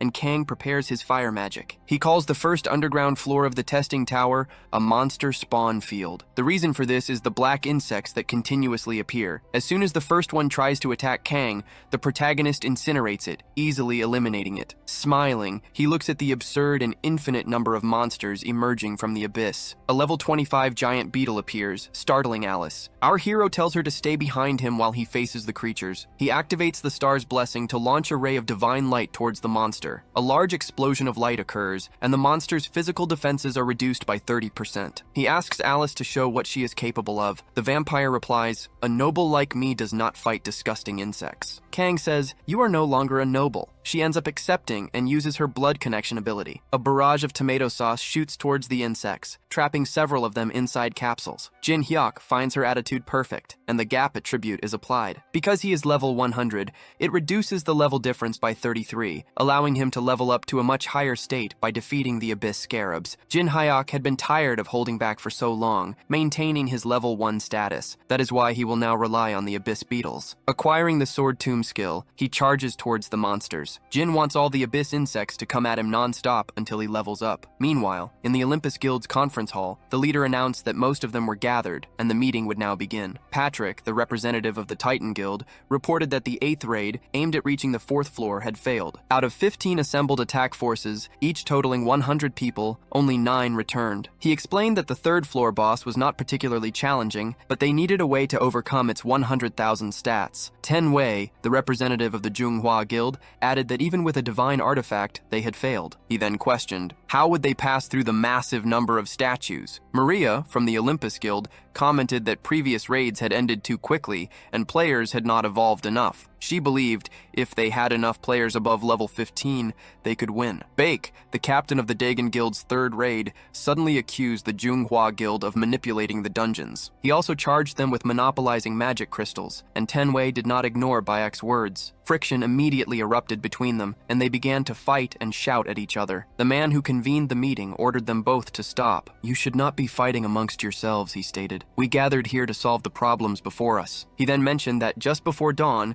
they had received news from the demonic humans. They claimed they could help, provided their conditions were met. Everyone present grew irritated at the suggestion of joining forces with them, as the demonic humans were globally wanted criminals. They had an aversion to the idea of working with such individuals. However, the influence of the guilds now surpassed that of the government. An elevated influence for a just cause was more important than ever. For this reason, he imagined the demonic humans were well aware of what they were doing. Suddenly, the atmosphere in the room grew heavy, and dark magic began to emerge. A demonic human appeared, stating, "You are hurting our feelings by calling us trash." He argued that they would not be able to accomplish anything without the help of the demonic humans. As soon as he revealed himself, the guild leaders declared, "We will eliminate you." A very furious Beck grabbed a table and threw it in his direction. Tenway commented, "It is the first time Beck and I have ever agreed on something." The demonic human replied, "If you change your minds after hearing our proposal, we can unite forces. That way, you would have the necessary power to face the third floor boss." However, Beck countered, the Demonic Human Association does not even have 100 people. The man in the black cloak wielding a skull staff stated, "We do not need quantity." He then struck his staff on the ground, activating the unique truth, Gravedigger of the Black Tomb. Outside, skeletal corpses began to rise from the ground. He explained that thanks to the many wars, there were countless useful corpses buried there. Furthermore,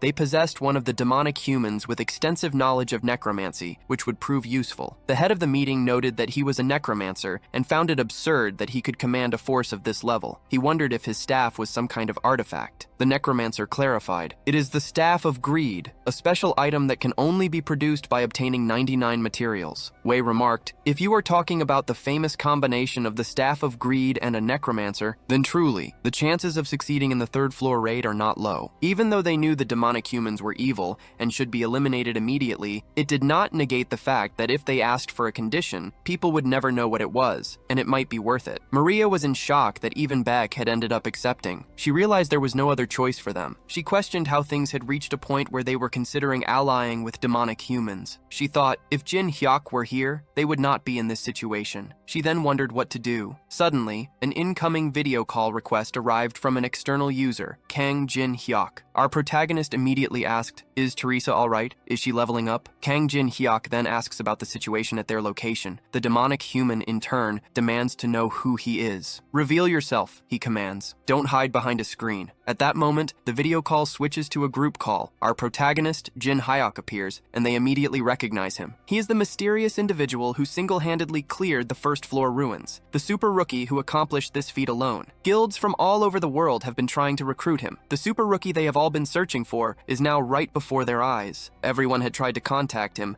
and now they can barely contain their joy at his sudden appearance. The demonic human finds this amusing. He admits he heard about Jin Hyuk clearing the first floor ruins. However, he warns that this boss raid is completely different from those ruins. Our protagonist then asks if they can truly win it. The demonic human boasts that he possesses an army for this very purpose, and the guild representatives readily agree with him. But our protagonist retorts, "You cannot do this with a fake staff." This accusation leaves the demonic human in utter shock. Jin Hyuk then begins to explain. He reveals that the saint's heart and a prison uniform anointed with holy oil were used to create the staff. The guild leader asks if Jin Hyuk has proof of this claim. Our Lady, Jin Hyuk explains, stated that the true staff of greed has a red gem beneath the skull, and it is impossible to create the true staff using only materials from the first 3 floors. Furthermore, looking closely at the skeleton soldiers outside, their quality is quite low. They wouldn't withstand anything. It is obvious, Jin Hyuk concludes, that he is planning to abandon all the guild members and claim their coins and items. This revelation infuriates the demonic human, who declares, "Kang will regret not accepting my offer." He then asks if Kang will still be so full of himself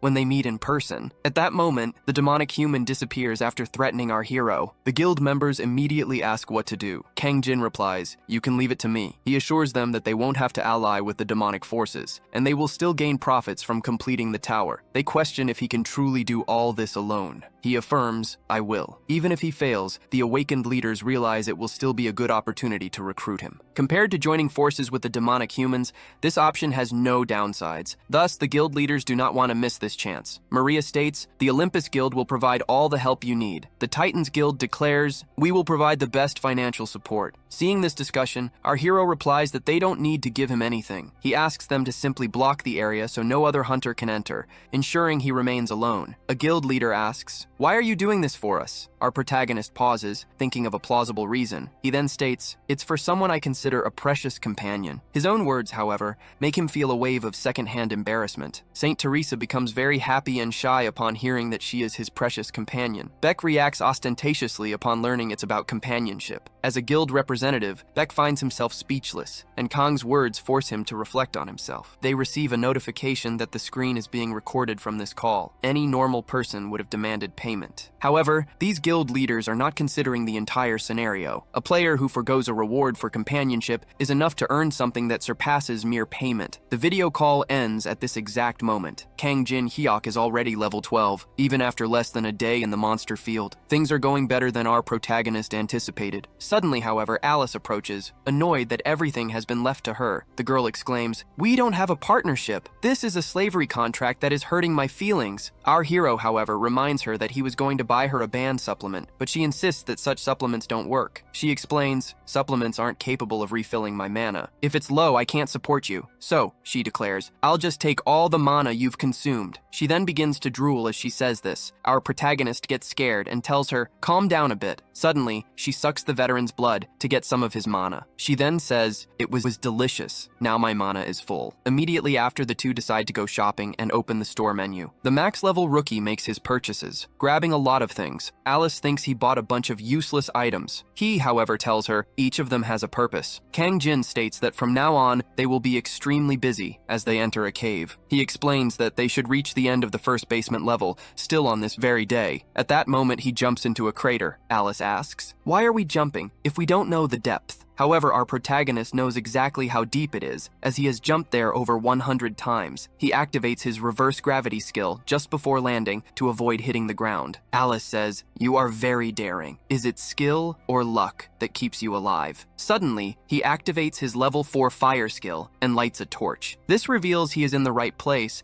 and he finds many monsters there. He knows that insects of this caliber are no match for him, and he is now facing Anubis. Kang Jin states, "I know the dog that roams the desert, the Egyptian god of death, Anubis." Anubis planned to amuse himself and eliminate the human since he was the first one there. However, he accelerated his own demise. Our protagonist says, "I didn't come here to chat." Anubis asks, "Do you want to personally fight a god?" Alice says, "He is very dangerous. I'll hold him back while you escape." Kang Jin knew she would worry about him. However, he tells her, "Just watch while I go for it." Approaching the god, he intends to show the vampire who he truly formed a contract with. Anubis's innate skill, the judgment of Anubis, is activated. He asks, "Did you hear about me from this vampire?" Then, the first question is presented, and our protagonist must answer. Anubis always activates this skill when confronted, asking 3 questions that must be answered. The conditions for copying the skill are to destroy the vessel containing Anubis's consciousness and to make him lose his patience. If Anubis loses his patience, it is possible to gain the power to ask the most intense question. All Kang Jin needs to do is answer Anubis's questions, without worrying if the answers are correct. Anubis then asks, "How else could you have come if not because of the vampire?" After answering the question, the god asks, "Is your objective the hive?" The second question is presented. Kang Jin says, "The hive can be sold for a high price." So, he answers the second question, and only the last one remains. Anubis asks, "Do you think you can leave after setting foot in my territory?" Our hero says, "If you can't deal with me, then you should give up your items and your life." The third question is answered, and the conditions are fulfilled. Thus, the judgment of Anubis is activated. All attributes decrease by 50%. Kang Jin's common and innate skills are sealed for 1 minute. Anubis says, "I will need an agent for my judgment." He selects a champion of judgment. A giant praying mantis appears, introduced as the champion responsible for Kang's judgment. Anubis asks him, "What do you think of my most worthy champion?" Kang Jin responds, "It is frightening." However, Kang Jin pulls out a mini gramophone and says, "This will be enough to defeat it." It plays one specific song at a time and cannot be destroyed until the song finishes playing. Anubis asks, "Has he gone mad in front of the champion to play human music?" Our hero says, "Music is something that should be appreciated, you old bastard." The perfect music, a product of hundreds of thousands of experiments. Its beats are precisely aligned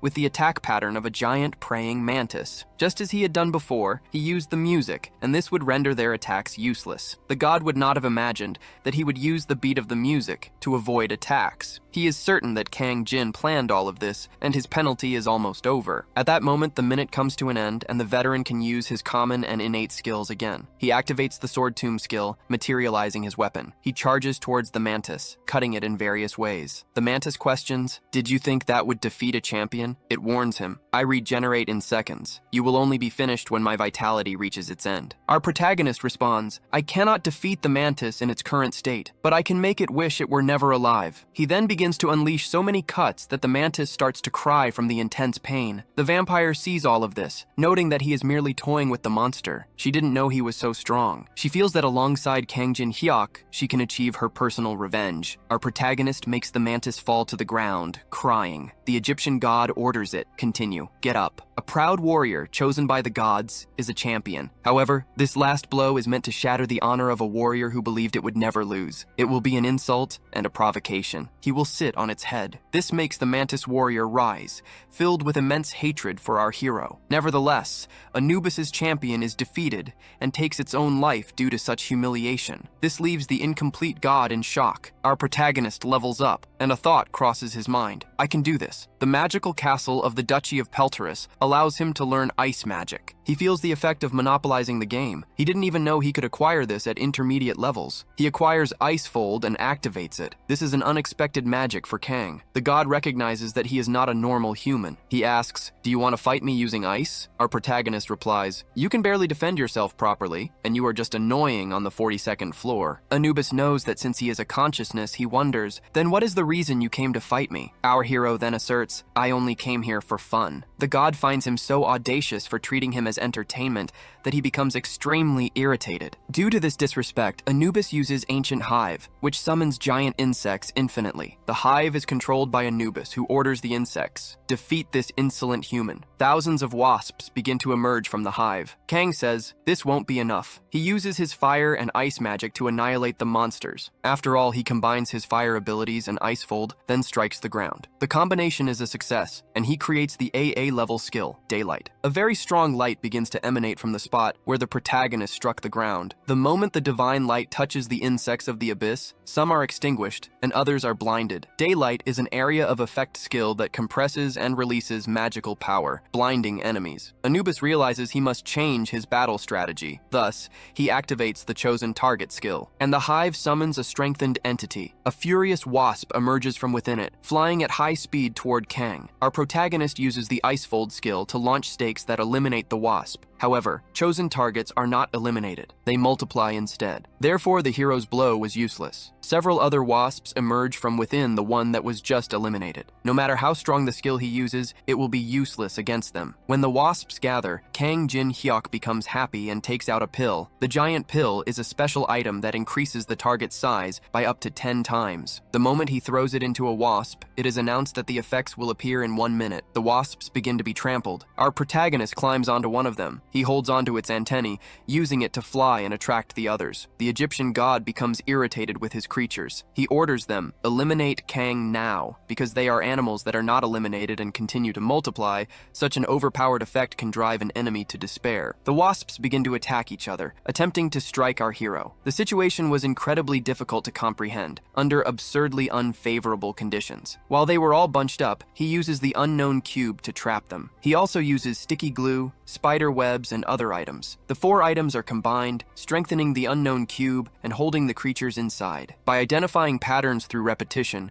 and calmly analyzing everything, he gains the ability to change his way of thinking. Our protagonist then activates his level 5 fire ability inside the unknown cube. The wasps and the hive begin to catch fire within the prison he created. At this exact moment, the effects of the giant pill are activated. Then, the wasps inside the cube start to grow, hitting one another. Soon, the wasps are eliminated, and giant pills are dropped inside the cube. To confront a boss that commands an army, it is essential to have as many giant pills as possible. After all, a monster that multiplies non-stop also multiplies experience points and items. Being a perfect copy machine, Anubis is very shocked by what has just happened. Anubis realizes that Kang had prepared these items for a combo, already knew how to deal with the hive, and had set a trap. The god is certain that the young man had been planning this from the very beginning, and this infuriates him greatly. Anubis destroys the hive. Our protagonist then says, "This was getting fun." Anubis is extremely irritated that a mere human has disrespected and humiliated him in this manner. He declares, "You had better climb the Tower of Trials and survive." Kang replies, "I already planned to do that, even without the god screaming at me to do it." Anubis warns that when this happens, he will use a judgment on Kang for being disrespectful. Immediately after this, the Egyptian god's vessel is destroyed destroyed. Our hero thus meets the conditions and learns Anubis's judgment, an overrank skill. This ability allows him to ask 3 questions to the target, reducing their attributes by 50%. It can only be used against a single target once,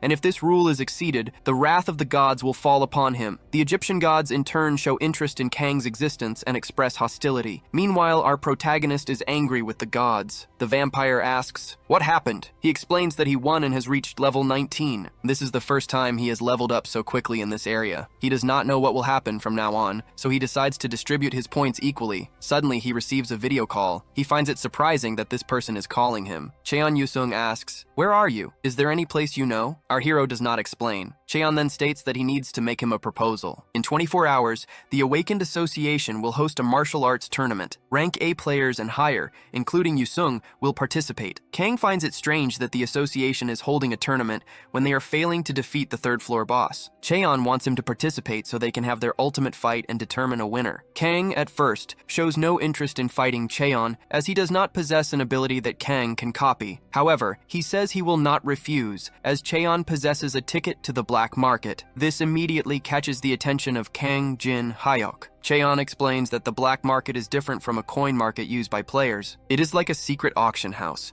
used only by invited members who use real money. Places like this are starting to appear throughout the Tower of Trials. It offers many precious items that will be useful for defeating the third floor boss. Since it is a place only the wealthy attend, Kang can acquire the best items there. Soon after, his video spreads and is chosen as the highlight of the week. In the only video uploaded by the newly created Unknown channel, people see the masked man with Teresa. Since the parts where the demon appeared were cut, no one criticized the guilds. He also does not want to turn the guilds into enemies, and the comments wish for him to defeat the boss. People notice his great personality, and they wonder if he'll easily defeat the third floor boss. Some viewers demand he show his face, a reaction he had already anticipated. He is now a famous player, shrouded in mystery, leaving everyone curious. The atmosphere intensifies as he proudly declared he would challenge the boss alone, right in front of all the guilds. His video has now amassed 50 million views, and remember, people can only watch a video once a day. Since he receives 100 coins for every 10,000 views, he will get 50,000 coins, even after the platform's fees. Although the fee might seem high, it's still a significant income for him. Meanwhile, Kang Jin Hyuk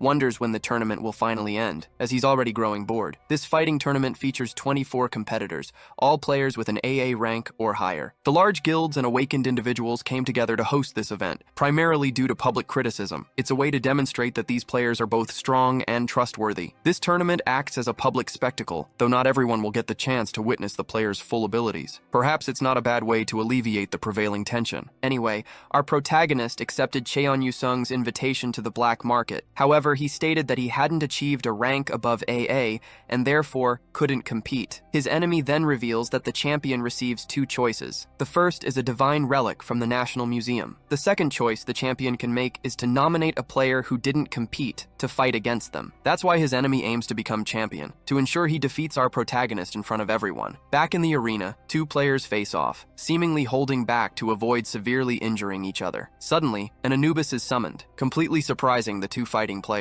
They are easily thrown and defeated by a team of 2 very strong men. Association members note their power, realizing that the public will indeed feel safer because of them. However, Hong Deokpyo, the S-rank CEO of the Black Cloud Guild, states he only has eyes for one person. He finds the swordsman's firm control and ability to see from a broad perspective incredible. They approached this swordsman and asked if he was interested in joining their guild, but he refused. He is the first person to ever reject an invitation to the guild, showing immense spirit compared to others. Hong Deokpyo finds this swordsman so infuriating that he can't even look at him. Jung Do-yoon, an AAA rank member of the Black Cloud Guild, believes this swordsman would have brought Cheon to his knees. The CEO, however, tells him to stop worrying about battles and focus on his upcoming interview. Do-yoon confidently asserts that he is very good at screens and will reach S rank in 3 years due to his immense talent. He explains that if the world discovers they've brought in someone with such potential, the guild's status will soar. Meanwhile, back on the battlefield, various fighters clash, battling against the Anubis. Suddenly, something catches their attention, and many begin to be defeated all at once. Even the old man who summoned the Anubis, along with his partner, are easily overcome. Then, the swordsman Cheon Yusung defeats everyone in a single swift move, becoming the champion of the tournament. The media is astonished that a winner emerged so quickly. Cheon Yusung rejects the divine relic. Instead, he chooses an opponent from outside the tournament. The Black Cloud CEO initially believes he will pick a guild master as his target. However, Cheon Yusung points his sword directly into the audience, ordering a man to face him. Young Do-yun misunderstands, thinking he has been chosen to fight Cheon Yusung. Deokpyo quickly tells the boy to sit down, explaining that he wasn't the one chosen. After all, Cheon Yusung is pointing to a spot much higher than where they are seated. The champion then demands the man appear immediately and stop pretending he doesn't know he was selected. Young, still confused, believes there is no one more worthy in this entire venue other than himself or Hong Deokpyo. Our protagonist stands up and says, "You really know how to annoy someone." At that moment, the champion lowers his sword, confirming this is indeed the right person. The awakened individuals become desperate to uncover this person's identity and data. They soon discover he is Kang Jin Hyuk, an F-rank player. Simply fighting an AAA rank like Jung would have significantly boosted his popularity. Cheon Yusung chose an F rank for this challenge. Hong realizes he gains nothing from this encounter. He suspects Kang has a fetish for humiliating the weak. Kang, in turn, demands a promise from his opponent. He states this must be the last time they challenge him, as they need to learn when to give up. Yusung finds Kang arrogant for asserting he will win against him, the newly crowned champion. Our protagonist, however, notices that Yusung has indeed grown stronger, having trained extensively. Cheon is offended by this observation. After all, he trained ceaselessly just to defeat Kang Jin. You will need to fight for real if you want an invitation to the black market. Yusung then activates his Soul Snatcher sword skill. He immediately follows up, using the Soul Snatcher sword art, Second Strike, the Soul Snatcher Flame. Seeing the blue flames of the skill, our protagonist already feels a pang of sadness. He knows they are about to fight again. Deciding to fight with all his might, he curses the stalker. He then unleashes his fire skill at maximum level. Suddenly, an explosion erupts in a nearby building. Their intense battle spills out of the arena, causing widespread destruction. Cheon, battered, questions our protagonist. How many skills do you possess? Immediately after, he can no longer resist. He is defeated, collapsing unconscious to the ground. Our hero then declares he will make good use of the black market invitation, taking it from his defeated opponent's pocket. Meanwhile, players in the audience chatter about a giant ice missile. They claim it destroyed the ceiling with a beam of light. The players find it incredibly strange, given that Kang is merely F rank. Soon after, our protagonist has a reunion with an old man. He and this other person haven't seen each other since their last encounter at the National Museum of Korea. They both acknowledge their previous fierce encounter. However, they agree that is in the past, and neither wishes to be enemies anymore. As a way to get along from now on, Kang asks for Lee Yuri's number. If you don't want to give it to me, you can refuse if you wish, but that's only if you can handle the consequences. Our hero, Kang Jin Hyuk, immediately recognizes this favor as a mere facade. He is, in essence, threatening her. Suddenly, someone leaps from the middle of the audience, startling everyone present. This newcomer lands directly in front of our protagonist. He expresses surprise that Kang won. Despite being only rank F, Kang Jin Hyuk activates his Eye of Truth at level 3, immediately seeing Young Do-yun's true status. Young Do-yun then speaks. I did not expect an event like this to unfold. Kang's system reveals the conditions for copying a skill. Discover the target's intentions. If met, he can copy the giant's grip. Our protagonist finds it suspicious that Young Do-hyun approached him with a clear plan already in mind. He wonders, how does the system know what people are thinking? He suspects it must be more than just a simple program. The AAA rank, however, assures him, I did not come here to fight. From now on, we can be colleagues working together in the same field. He extends a hand towards our hero, saying, you will be under my care. Upon hearing this, Kang Jin Hyuk immediately reactivates his Eye of Truth skill. He instantly sees that Young Do-hyun's words are nothing but lies. Behind Young's superficial smile,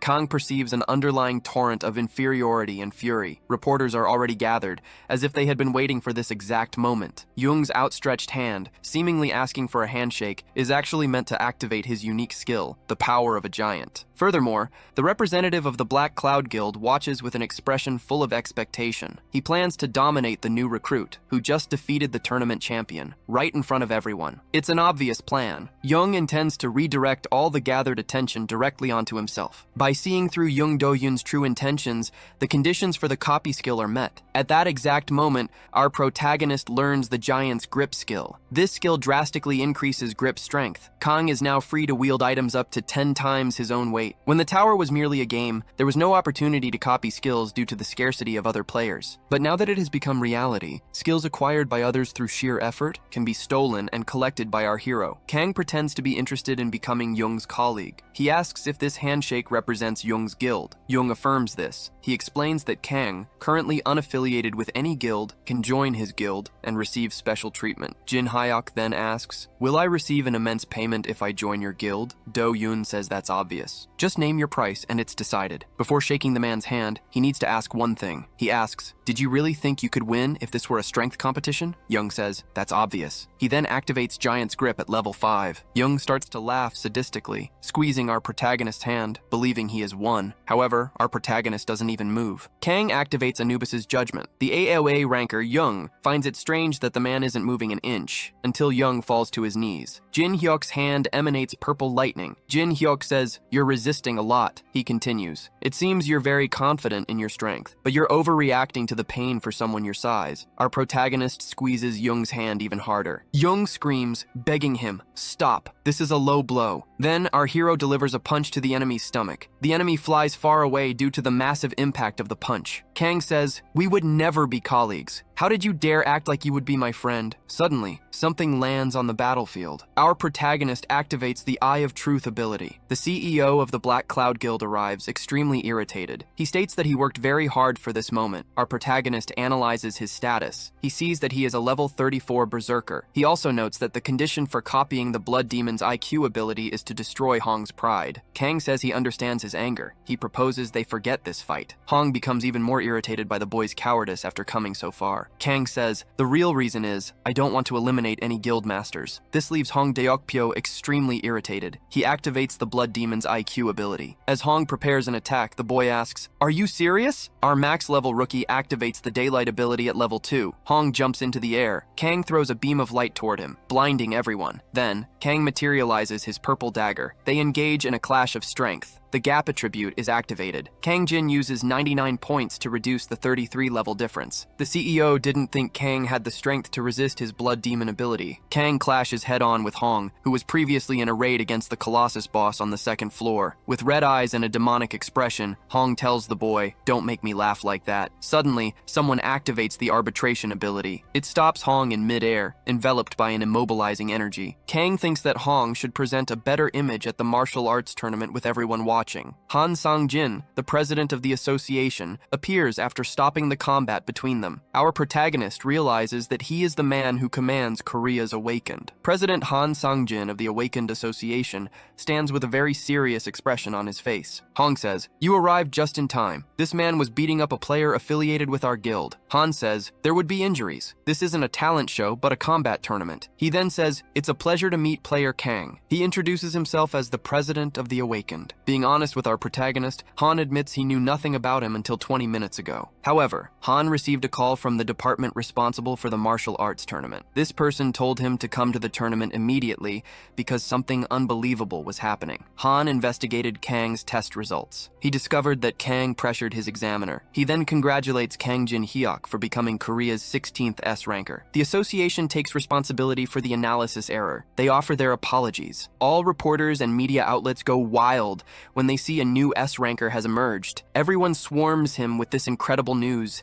eager to interview him. They walk right over Jung's fallen body, the AA ranker. Hong becomes irritated. The fighting tournament was supposed to be the Black Cloud Guild stage, but they are being pushed aside. Because of this, he decides to reverse the situation somehow. He yells to everyone, "Wait." He grabs a reporter's arm. He says, "My guild will defeat the 3rd floor boss." The reporter flees, telling Hong to call him later. Kang Jin became the center of attention, being interviewed by everyone. The conditions for copying had been met, as he had destroyed Hong Deokpyo's pride. He thus learned the Blood Demon Chi skill, which is very powerful. Soon after, he appeared in various media outlets, recognized as Korea's 16th rank S Awakened. He noticed some positive and some not so positive reactions to this news. The head of the Awakened learned he was heading to Las Vegas and arranged a private plane for him. Kang realized that high-ranking Awakened received very different treatment, which is why everyone desired such status. Our max-level rookie traveled first class on the plane, heading to Las Vegas. He was eating very expensive food until the vampire Alice warned him about something. She told him to look at a man in front of him,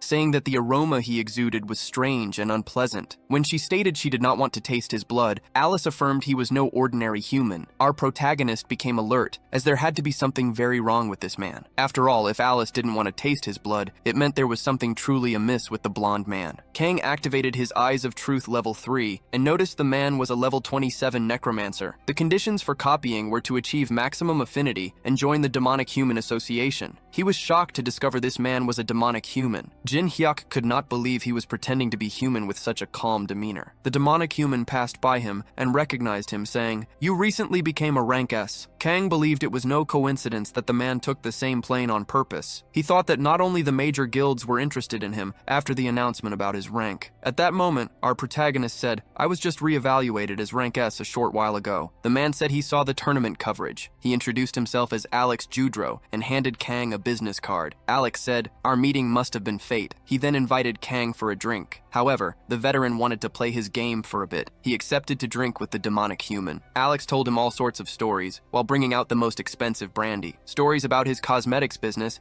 and the difficulties he faced when the tower emerged. Kang wondered if Alex, who was trying his best to reveal who he was, knew that Kang had already discovered his true identity. Then, Alex said that the reason he came to Korea was not just for his cosmetics. It was to expand his Awakened-related businesses. "We want to enter the field due to recent changes. However, there's a small problem." He then began talking about the masked player in the tower. Our protagonist feigned ignorance and said, "I saw him declaring he would defeat the third-floor boss alone." Alex replied, "I was going to participate in the third-floor raid, but I ended up in a bad situation because of him." Even though he says it's to protect his companions, he doesn't want to be bothered because he's going alone. Our protagonist said, "It's as if you know him personally." Alex replied, "I do." Kang Jin Hyuk found it impressive how calmly Alex could lie. Then, Alex proposed that Kang join them to face the third-floor boss, as he would be of great help. Jin said he didn't understand the proposal. The unknown player said he wanted to clear the raid alone. Alex explained, "As a rank S, he has the right to act independently. No one can touch him. It's a situation where the major guilds are promising a private raid for the unknown player." Our protagonist knew that since they would restrict entries to the boss room, this was how they would try to get in. Jin questioned if the request wasn't exaggerated. "I just became an S rank. I would have to face the guilds." Alex said, "I am a businessman. The more complicated the demand, the greater the payment I will receive." He then explained about the Potion of Legends. It could cure any illness, even regenerate a destroyed heart, truly an elixir. This caught our protagonist's attention. He questioned, what did the demonic human association do to obtain something so rare? Holding this item, Kang realized it was very tempting. Anyone would desire to have it. Alex handed over the item as an advance payment if Kang signed the contract. At that moment, Kang activated his skill, Contract of the Dead, at level 6. Judro said, "An opportunity like this doesn't come every day. Its appearance is that of a common contract. However, if you break the conditions, you will be eliminated instantly." Kang decides not to sign. He gives the excuse of being too cautious and not wanting to turn the guilds into enemies. Alex states, "If even this isn't enough to satisfy him, then I have lost hope in the boy." They decide to forget the agreement made based on the elixir. However, even though our protagonist is cautious, he is also the greedy type, who wants everything he desires for himself. This irritates Alex, who doesn't understand the boy's plan. Suddenly, the plane begins to shake violently. Alex wonders why Kang is using so much mana. He asks, does he want to take down the plane? An announcement is made to all passengers in the cabin. The plane is experiencing sudden turbulence. Passengers are asked to return to their seats and fasten their seatbelts. Kang decides to return to his place. Alex asks if he knew from the beginning about the group he was affiliated with. Jin replies that he did know. Judro warns, do not irritate them too much, or you will pay the price for it. Jin retorts, that's a lie. They are on the unknown side, even after being humiliated at the Olympus meeting. Alex asks, how do you know that? Are you perhaps close to the unknown? Subsequently, Alex considers the possibility that Jin might be bluffing about this. After all, the great guilds might have shared information since he just became an S rank. Our hero offers to give him information if the man knows how to behave. He wishes for a future reunion with Alex as the plane lands on the ground. They then arrive in Las Vegas, a city with large casinos and luminous screens. The vampire asks, "Is this a human city? I don't think it's bad." Our protagonist allowed her to come out as a reward for discovering the demonic human. However, 150 centimeters is the distance limit with her current mana. He decides to use the world's memory to merge the skills Truth Eye and Demon Blood IQ. The fusion is successful, and he obtains the SSS rank skill, Eye of Gluttony. It is a superior version of the Truth Eye. It can use shared vision and mind reading. The characteristics of the Demon Blood increase the chance of his personality being corrupted if he uses it too much. He intends to merge the Truth Eye with a more stable spirit-type skill in the future. He had no choice now, as he urgently needed to use the skill. His friend Alice asks, "Are we going to a casino?" He replies that they are going to another place. He cannot use magical abilities like that in common casinos. Although he could forcibly take their money since it concerns auction funds, taking money from workers crosses the line for our protagonist. Alice asks, "Where are we going?" Our protagonist states that it is an incomparable place. This excites the girl. They arrive at the Tortuga betting house. The vampire liked the other building more. Kang Jin says, "This place is not for playing around." Suddenly, a person starts screaming loudly in the establishment. I saw with my own eyes a person using magical abilities. A man in a suit hits him. He then says, "Nobody performed tricks. That man used several abilities." The man asserts, "In this place, only idiots are deceived." Our protagonist agrees. Alice thinks there's a lot of fun to be had. She asks about the difference compared to other places. Our hero explains, "This is a casino where you can freely use magic." He tells her to put anything she wants to drink on the tab. Our protagonist then drinks a shot. He leaves the girl at the bar while he goes to take care of his affairs. He declares that he will earn foreign money and enters the casino. He activates the Source Seal skill at level 3. This skill ensures that the designated object is not affected by other abilities for 10 minutes. However, the user's own abilities still have an effect on the objects. The betting house's dealer is named Pedro. He is the one who watches the hands. Pedro has already lost over 500,000 to the Asian Kang Jin Hyuk. He will be upset if he loses more. Pedro decides to end this now, no matter what happens. He increases the bet to decide everything in this round. The maximum level rookie goes all in, betting his 5 million coins. He asks, "Is that all right? There's a lot of money." This surprises everyone. Pedro asserts, "The house is always very confident." Kang asks, "Which guild manages this house?" Pedro explains that it is the Scavenger Guild, which invests in this establishment. Pedro thinks that the boy said nothing until now, and suddenly started asking questions. As if reading his mind, the protagonist asks, "Is there a problem with me asking questions?" Pedro then replies, "There is no problem. I can answer any questions you have on this matter." He wonders if the protagonist possesses some kind of mind-reading ability. Then, the man turns over the cards to reveal the result of the game. Pedro uses his skill, Strange Gestures, believing that if he replaces the cards when turning them, he won't do anything wrong. However, even after replacing the cards with his ability, they are still the same pair of jacks. He questions what happened, as he was certain he had changed the cards. Our protagonist, meanwhile, is relieved, having narrowly won with his pair of kings. He had used his very useful and newly acquired skill, Eyes of Greed, to read Pedro's mind. At that moment, Kang Jin Hyuk sweeps all the money chips from the table. But then, someone arrives, preventing him from completing this act. A man in a suit says, "You need to come with us even if we don't know what skill you used." Another man adds, "Someone who takes this much money from us cannot be considered a customer." The men in suits try to forcibly grab him and take him to a room. However, one of the giant men is sent flying after taking a very powerful blow. Our hero remembers what he heard from the mouth of that man outside before entering. Only idiots are fooled in this place. He thinks this with a determined expression, ready to attack. A man starts firing shots at our protagonist, who skillfully dodges them. He then charges at the man in the suit, delivering a blow that slams him into the ground and eliminates him. Meanwhile, Alice is at the bar. The other customers begin to get excited by the ongoing fight. Alice asks the name of some drinks and orders a cocktail called Fire Kiss. It is a drink that represents passion between couples, something silly for the vampire. At this moment, she takes a sip, completely oblivious to the brawl unfolding behind her. The guild executives are estimated to arrive in 30 minutes. They feel that something is wrong. No matter how unregulated this place is, no one has ever caused so much chaos alone, like Kang, who is beating up many people. A person arrives with serious news news and shows a video to the section chief. The video, playing on the phone, shows that Kang Jin was recently named an S rank in South Korea. The chief is shocked. After all, there are only 20 S ranks in the United States, and he had never seen one up close. He realizes that if Kang wished, he could destroy the entire casino in the blink of an eye. That's how strong he is. Suddenly, someone orders everyone to stop fighting. The chief quickly apologizes for his lack of manners and for not recognizing who Kang was. Then,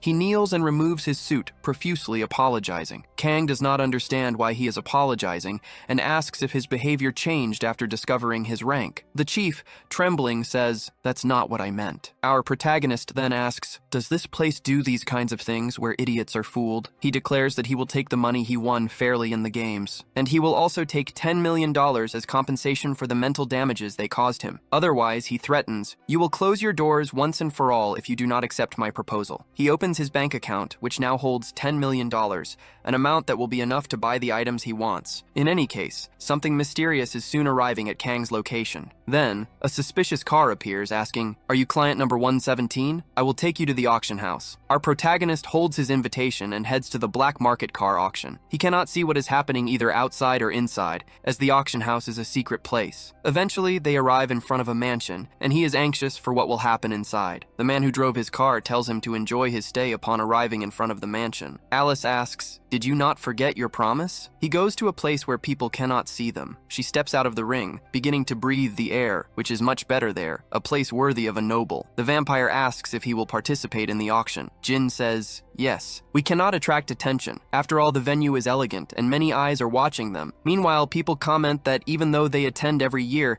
they are particularly nervous today. This is because rare tower items like the ichthyosaur's heart are appearing at this year's auction. Indeed, all sorts of ancient treasures are surfacing due to the tower's mana wave. Therefore, they are all curious to witness it firsthand, even if they don't purchase anything. Suddenly, Alice detects a strong, nauseating smell. At that moment, a person holding a black staff approaches, stating, "It is a pleasure to meet our protagonist." He introduces himself as Julius Cedric, claiming to be Alex Judro's master. Jin realizes that this is the master who had severely beaten Alex Judro for stealing the elixir and for failing to accomplish his mission. Our protagonist activates his eyes of gluttony, observing that Julius is level 30 and possesses incredibly powerful attributes. He considers obtaining a unique skill from him, one with excellent synergy for a necromancer. This is a highly sought-after ability, as it allows for the manipulation of summons with minimal mana. However, the copy conditions are to complete Cedric's black magic education and achieve an A+ grade. This is because Cedric is furious with his students for failing too many of their missions. Our protagonist finds this copy condition peculiar, thinking that the system is becoming absolutely insane. He therefore decides to provoke the necromancer by stating that he received something valuable from his disciple during their flight. Julius seems pleased by this and immediately wants information about this unknown item, as it is crucial to him. Jin realizes the old man is getting straight to the point and states, "This is not a good place to talk." However, before Jin could leave this spot and move elsewhere, the old man blocks his path. Cedric insists, "Unfortunately, there will be no other moment. We must resolve this as soon as possible." Our protagonist, however, pushes Cedric's staff out of his way, saying, "That is not my problem." He then ignores the old man and walks straight ahead, infuriating Alex Judro, who views this as disrespect towards his master. The old man, though, calmly states that there are still ways to resolve this, and prevents his disciple from acting rashly. Alice finds them incredibly irritating and asks, "Can I just finish them off?" But Kang Jin Hyuk, not wanting any trouble, clarifies that he is here to purchase useful items at the auction. Auction number 175 is about to begin. They decide to take their seats. The first item is revealed to be a meteorite that fell in Arizona, emitting powerful mana. The auctioneer opens the bidding at $100,000,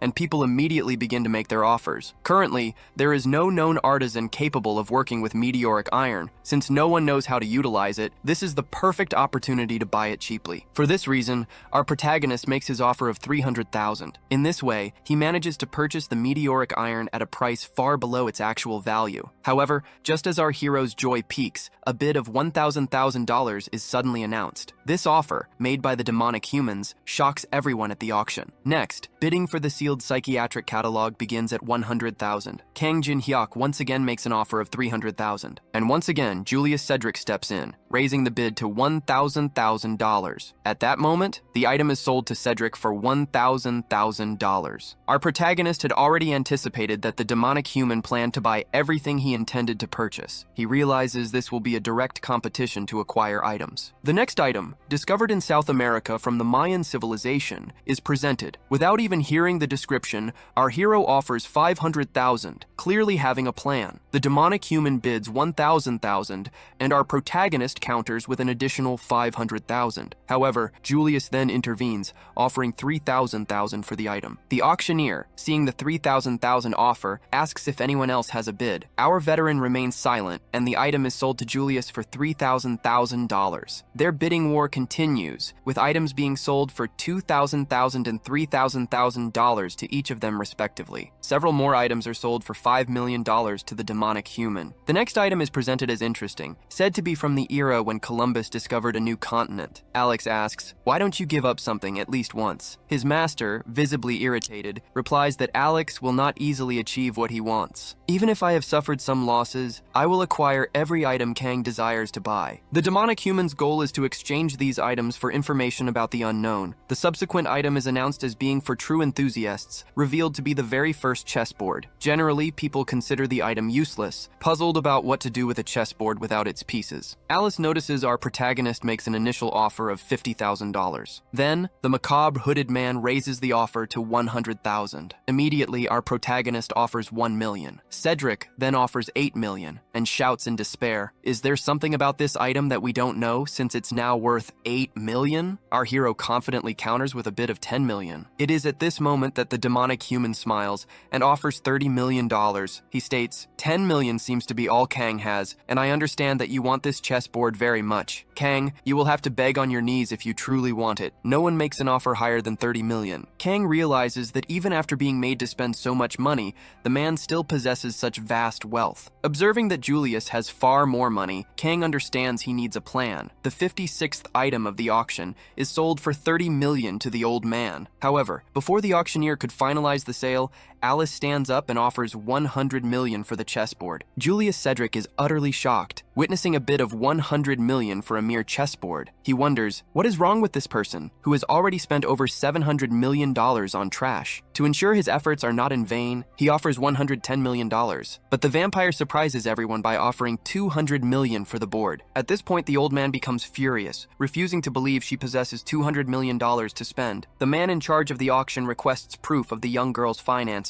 Suddenly, she opens a portal from which many gold coins appear. She believes this is sufficient proof. Everyone finds the sheer quantity of gold pieces she possesses to be unbelievable. Just the crown alone is valued at over $500 million, leaving the old man in shock. He had not realized that the girl is not a common human. However, the most dangerous revelation is that the girl is treated as a subordinate by Kang Jin. Perhaps an enemy more irritating than the unknown has now appeared. Julius then accepts that his plan has been defeated, and they must proceed to Plan B. Alex cannot contain his happiness, as he had been waiting for the old man to say that. Kang and Alice are congratulated for acquiring the first chessboard, which is then delivered to Alice. She expresses genuine gratitude, though she finds the situation a bit exaggerated. The vampire replies, "It doesn't matter anyway. I wanted to clean out my treasure as it was getting too full, and I didn't want anyone inferiorizing my contractor." Our protagonist realizes the girl can speak beautifully and is genuinely touched. Suddenly, a very strong explosion rocks the venue, startling everyone. At that moment, the ceiling begins to collapse, and all the people frantically try to escape before they are injured. In great haste, people scramble towards the door, attempting to flee. Alex Judro begins to sacrifice these people, intending for them to serve as his materials. The enemy activates the mana furnace, and people begin to feel as if their heads will explode. The people beg for someone to save them, and our protagonist is deeply horrified by this scene. He exclaims, "Both of these demonic humans have gone too far." He becomes intensely angry. Souls begin to exit the bodies of the people in the room. Then, a terrifying creature appears, and it is the one sucking the souls. Our protagonist understands that this is the fault of that disgusting necromancer. Alex dislikes this comment and refers to his monsters as adorable. He already expected the rank S to remain standing and resist this magic. He vividly remembers the humiliation he suffered on the plane, and the order to eliminate him has already been issued. Our hero begins to levitate, emanating dominating mana. He declares, "I don't need to be patient anymore." Soon, the monsters rush towards him, but he hurls them away with his massive strength. Alex assumes he is quite fast. He then asks, "Where did the vampire go?" Our protagonist replies, "She doesn't like disgusting people, so she fled alone." In reality, her physical body was dismissed. This is because he needs to use his magic. The mana furnace is causing continuous damage,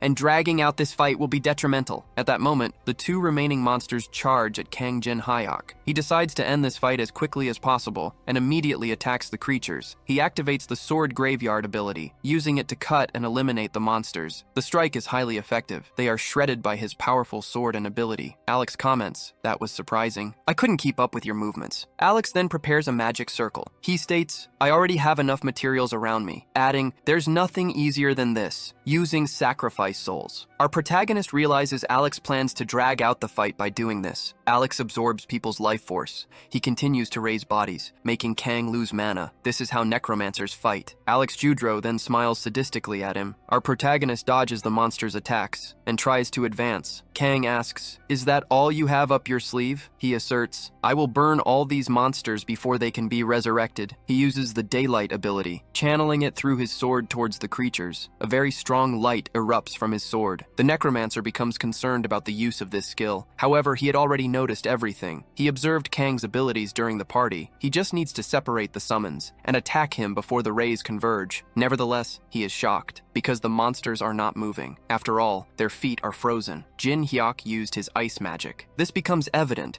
as the tips of their toes are frozen. The necromancer couldn't see him using the ice ability due to the bright light. Just as he is in complete shock for not having noticed the strategy, another bright glow appears. Our protagonist tells him, "Go to hell." A very strong light then rushes directly towards the necromancer. The divine light pierces through the entire mansion. Alex lies on the ground, unable to believe what just happened. All of his monsters were defeated by Kang. Our hero appears beside him. He mocks Alex's emotional attachment to the corpses. The necromancer then tries to attack our hero. He throws objects, which Kang easily defends against. Alex then runs away. He cannot believe he lost this fight, even with everything in his favor. As he tries to escape to reach his master, he is struck from behind. A sword plunges into his chest. This fells Alex to the ground. It shows precisely how one throws a weapon. After causing all this chaos, Kang finds it cowardly that Judro tried to escape. He then declares he will show Alex how he will eliminate him. He states, "For the next 30 minutes, your lungs will fill with ketchup. You will be slowly suffocated." He believes this is the second most painful way to die, after being burned alive. Asphyxiation is the next worst. This outcome could change if Alex speaks about the demonic society. Kang shows he holds an elixir in his hands. Alex feels an inspiring will to survive. However, he cannot speak. His throat is blocked with tomato sauce. Thus, he decides to write on the ground. Using his own bodily fluid, our veteran states, "You have no choice, since you don't want to speak." He then stomps on Alex's hand. He continues, "I won't need to use the elixir. I never truly planned to hear what you might say." He hands back the card with Alex's name on it and says, "I hope you depart in the most painful way possible." As he departs from the location, he finds a mineral. It was created by Michelangelo, and it immediately captures his attention. Along with the dragon's heart, this mineral is a type of material that can be used to create a large inventory. So, he combines the dragon's heart and the Michelangelo-created mineral. This combination creates an enormous inventory space,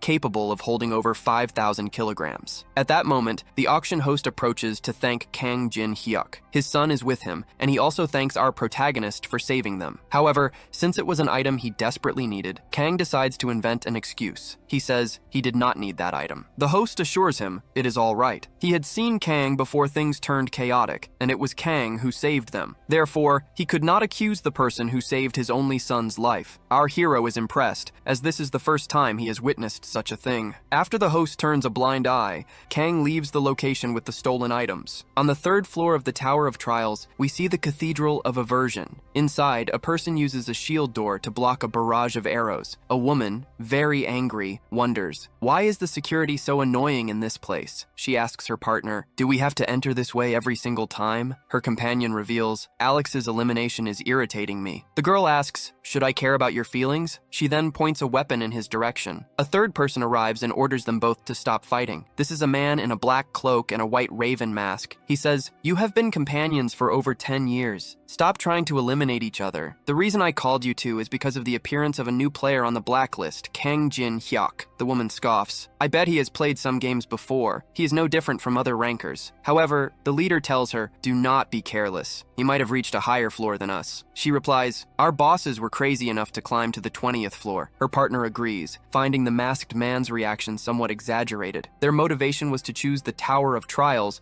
to avoid international police surveillance. No other group shares such motivations. She questions, why would anyone keep playing this game, even if they were some kind of lunatic? The masked man realizes that both are taking this seriously and can understand each other. He adds, "However, you must not underestimate Kang, even if you have eliminated previous threats." Then, he orders them both to follow Kedrick. He instructs them to help Kedrick so that his plan does not go wrong this time. Next, we see two other people training Muay Thai with protective gear, but one woman delivers such a powerful kick that it rips the boy's protective clothing off. After the training, he tells the woman named Nuna to watch a video on his tablet. The video in question is about the masked man he has been following for a while. Nuna asks, "Is he not just a star player like others?" The young man affirms, "There is something different about him." She recognizes the Temple of the Trees with human faces, where the boss of the 3rd floor is located. The young man says, "That place is famous. If you answer 3 questions, he gives a reward, either an item or a skill." However, the real problem is that his questions are ridiculously difficult, impossible for anyone to answer correctly. People in the chat ask, was he not going to easily defeat the boss? Some even think he is a man cosplaying as an unknown and not the real one. The tree with the face says, "It has been a long time since a human visited us." Then it asks, "Did you come to answer our questions?" Our protagonist replies, "You can send your best." The tree with the face then says, "If you manage to answer all 3 questions,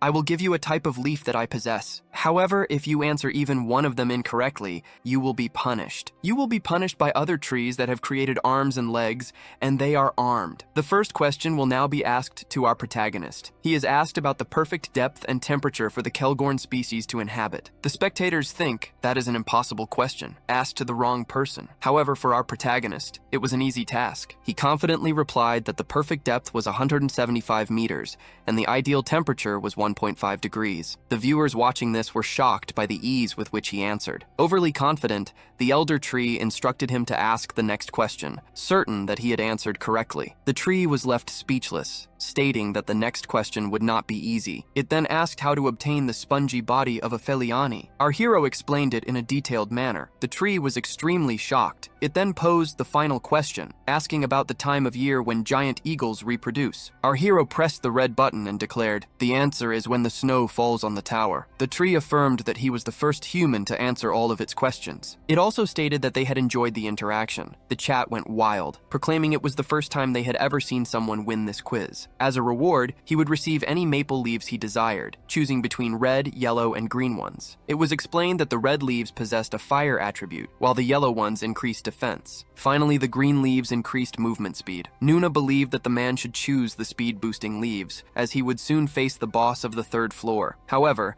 as he made his decision, he decided to disregard those common leaves. He had something else in mind. Approaching the tree, he leaned in close and asked for the secret black leaves. At that moment, the monster was shocked, asking, "How do you know about the black leaves?" It pleaded with him to choose anything else but those, even offering both the red and green leaves together. He reminded the tree that it had offered him anything he wanted, should he answer its questions. He therefore told it to stop stalling and immediately hand over the black leaf, so as not to dishonor the tree's spirits. He then questioned the tree, asking what would happen if he reported it to management. According to the tree spirit, he was then given the reward of the black leaves. These leaves were an AAA grade item. When placed on a weapon or armor, they caused a corruption effect. This was the final piece of the puzzle. Now, it was time for the unknown person to leave, but only after defeating the giant monsters in the area. It was stated that the unknown person had already begun the 3rd floor boss raid, alone. They commented that this was sooner than expected, and now they only needed to stay there for a short time before returning home. They questioned if there was even a need to protect this place, as no one would be crazy enough to venture there. They were certain there were reasons for it. They concluded that questioning further would accomplish nothing. Suddenly, everyone vanished. Black portals appeared at their feet. These portals pulled the guards underground. The demonic humans ordered them to guard their life force, as they would need to gather as much as possible. Then, we see Julius Cedric stating, "That damn unknown person has already started the raid." Meanwhile, our protagonist was confronting monsters on his 3rd floor mission. The chat found him terrifying. They wondered if he would defeat the boss all by himself. People argued that the moment they opened the live stream, they saw him and felt he was trustworthy. However, some people did not believe he could win against the boss alone. The unknown person stated, "It doesn't matter if you believe it or not. You are all annoying. Shut up." However, the chat refused to believe he was talking directly to them and insulting them in such a way. He affirmed he was indeed speaking to them, adding, "If you don't want to watch, you can leave the live stream." He commented on how, for most, conventional praise in the industry typically correlated with viewership numbers. But if he shows a particular concept from the very beginning,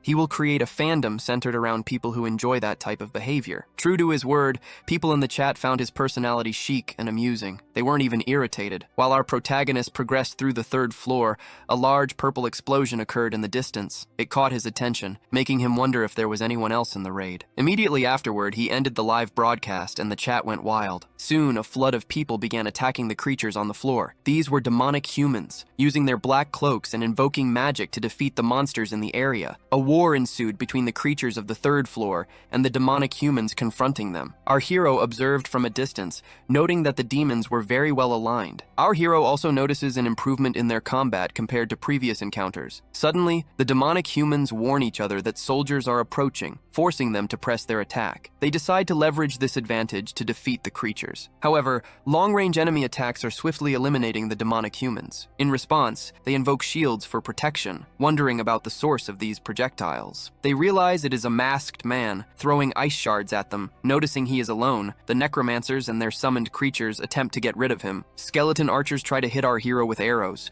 He runs at high speed, dodging successfully, and some arrows hit the raid monsters instead. Then he activates the star's blessing ability, launching a beam of light at the creatures. None of them can control their summons due to his divine power. They must hurry and focus on regaining control. But suddenly, a giant monster appears, throwing demonic humans into the air. It reaches Lord Cedric, warning him that Team 3 has been entirely destroyed. Cedric already sees what is happening, so no one needed to tell him. To control these undead monsters, Cedric formed 4 teams. Now, Team 3 is gone. If Team 1 is also destroyed, the connection they established to control them will completely collapse, ruining his plan. Our protagonist continues to advance, stating, "You won't catch me while being so slow." Battle Moai statues emerge, pursuing our high-level newcomer. The demonic humans are in shock, trying to figure out where the masked man went. They cannot see him until the unknown individual suddenly appears behind 2 of them. He declares, "Demonic humans, you cannot stop me." This leaves them utterly shocked. Unable to react due to the surprise,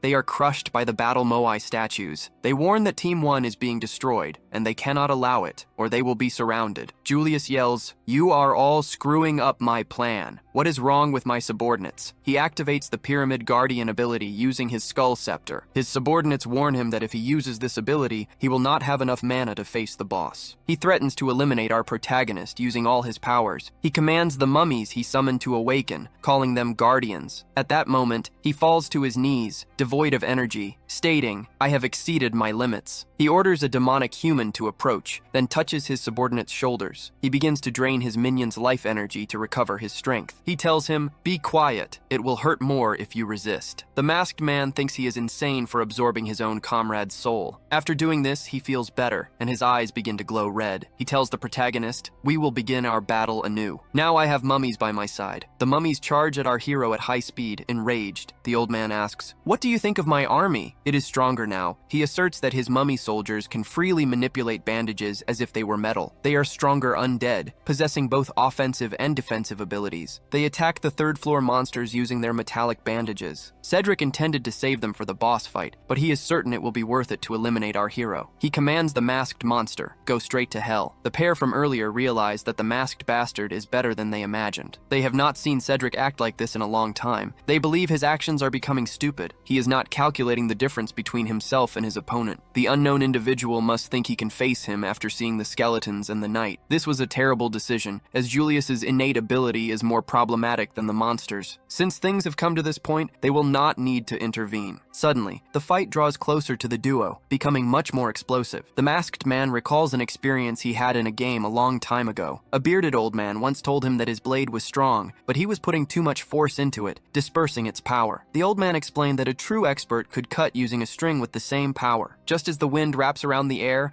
all he needed to do was use his sword with softness. Then, at the right moment, he should unleash it with the correct force, using a string to demonstrate this principle. The old man asked if he was interested in learning his pendulum spirit sword arts. Now, our protagonist can imitate a part of the pendulum spirit sword arts he had learned. Using this skill, he can transform his sword into a pendulum, defeating several monsters. His mastery of the ability increases tremendously, allowing him to easily defeat various mummies. Cedric never imagined that a magic vortex could be strong enough to suck in its surroundings. This massive vortex was created by the pendulum spirit sword art. Our hero then unleashes its fifth movement, the pendulum spirit nirvana. This creates a huge maelstrom that sends everything into the air and destroys everything it touches. Meanwhile, Cedric activates his double shield ability to protect himself from this maelstrom. Cedric becomes enraged, asking, how did he get so strong when less than 6 months have passed since the world changed? His shield begins to crack, and he feels the full impact of our protagonist's magic. Eventually, his shield shatters completely, and he is swallowed by the pendulum spirit maelstrom. The magic deactivates, and the demonic human lies on the ground, severely wounded. Deciding he must escape, as this is a fight he can never win, he starts screaming orders for someone to stop this man and protect him. The masked man remarks, he acts just like his disciples. When he realizes he will lose, even after showing off, all he can do is flee pathetically. Cedric hears this and understands that he is Kangjin Hyok. He asks Julius, tell your disciple I said hello in my place because I was also defeated by Kang. The leader of the demonic humans begins to scream in pain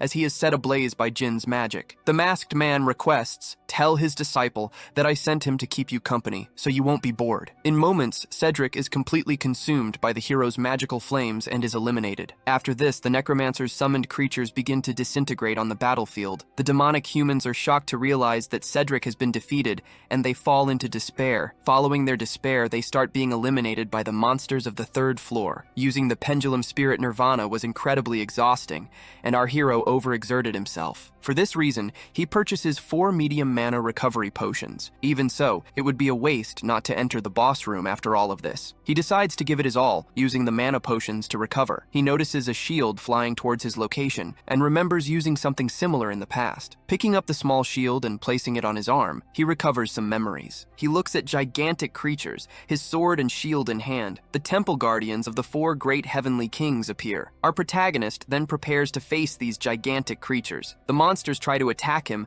but he defends using his shield. As he dodges, he states, these statues are quite silent. He then uses his purple sword to deliver precise cuts to the temple guardians. He demands, hand over the keys already. I'm tired. The temple guardians are startled by the boy's strength. Our hero jumps and attacks them, breaking parts of the statues, including their heads. Using his shield to defend against their blows, he tries to recall the guardians' attack patterns. One of them uses the stone pagoda of illumination. This is a type of key shaped like a golden flower. This key, which leads to the main boss hall, begins to react and emit a glow. At that moment, the being beyond the portal begins to respond to the guardian's call. Our hero agrees that this being was more determined than he had imagined. Suddenly, a massive orange lotus flower appears in the center of the area. Numerous golden hands emerge, shattering the ground. From nowhere, the thousand-armed, thousand-eyed monster Avalokitesvara materializes. It had been a long time since the 4 heavenly kings last invoked this divinity. Avalokitesvara had not anticipated a human among the invaders who could pose a threat to the key within the stone. Our protagonist states, this is nothing. I will eliminate the boss of this floor. The thousand-armed monster acknowledges our hero's bravery. Kang wants to end this now, as he is tired. The monster, however, desires to converse more. Our hero begins to levitate, declaring, I do not like conversations with statues. The monster retorts, every second is a gift. You are a very whole human. As it readies weapons from its arms, it commands, remember this moment. You will miss it when you are on the verge of death. Our hero raises his shield, while the entity readies its weapons for an attack. The attack is massive, yet the masked hero dodges it with high speed. His shield begins to crack under the powerful blows. He had anticipated overwhelming power, and it was enough to nearly cleave his body in half. However, he must resist,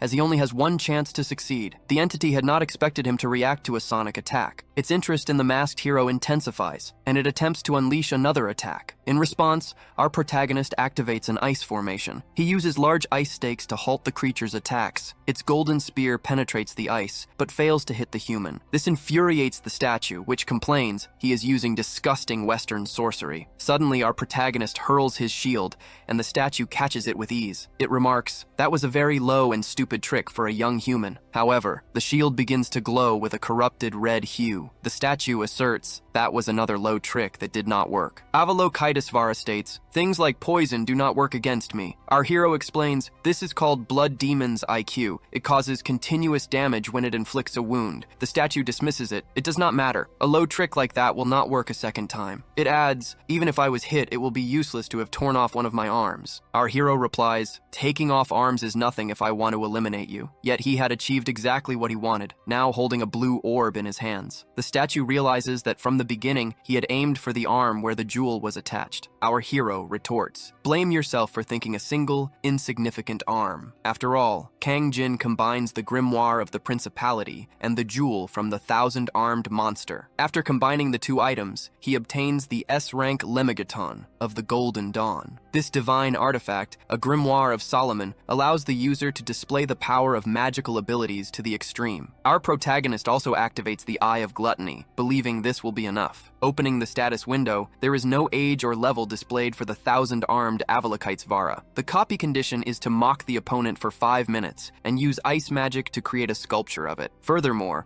a song and appropriate attire must accompany the completion of these conditions. Our hero finds it ridiculous that a song and a sculpture are the conditions for copying the skill. He considers the system to be getting crazier, but he knows he can do it. He invokes a music player, deciding not to give up, even if the condition is highly eccentric. After all, this is the only place where he can obtain the mandala below the 25th floor. The thousand-armed, thousand-eyed statue wonders what our protagonist is doing. Suddenly, music begins to play, and he implores the monster, "Please do not ask any more questions." He, too, hates having to submit to such a ridiculous act. He then puts on a wig. The statue grows increasingly irritated by the antics he is performing in front of it. Avalokitesvara activates its mandala, attacking our hero. "I will make Kang Jin Hyuk feel the pain of a million samsaras." Our protagonist then begins to activate the glacial formation to counter the statue. The ice barrier successfully shields him from the golden statue's attacks. Our protagonist assumes that this advanced version of the ice formation is truly impressive. The people watching the fight cannot believe what is happening. The masked individual put on music and is now confronting the thousand-armed monster. He has significantly evolved his ice magic. They also question why he is wearing a wig from the game's store. They find him incredibly unpredictable,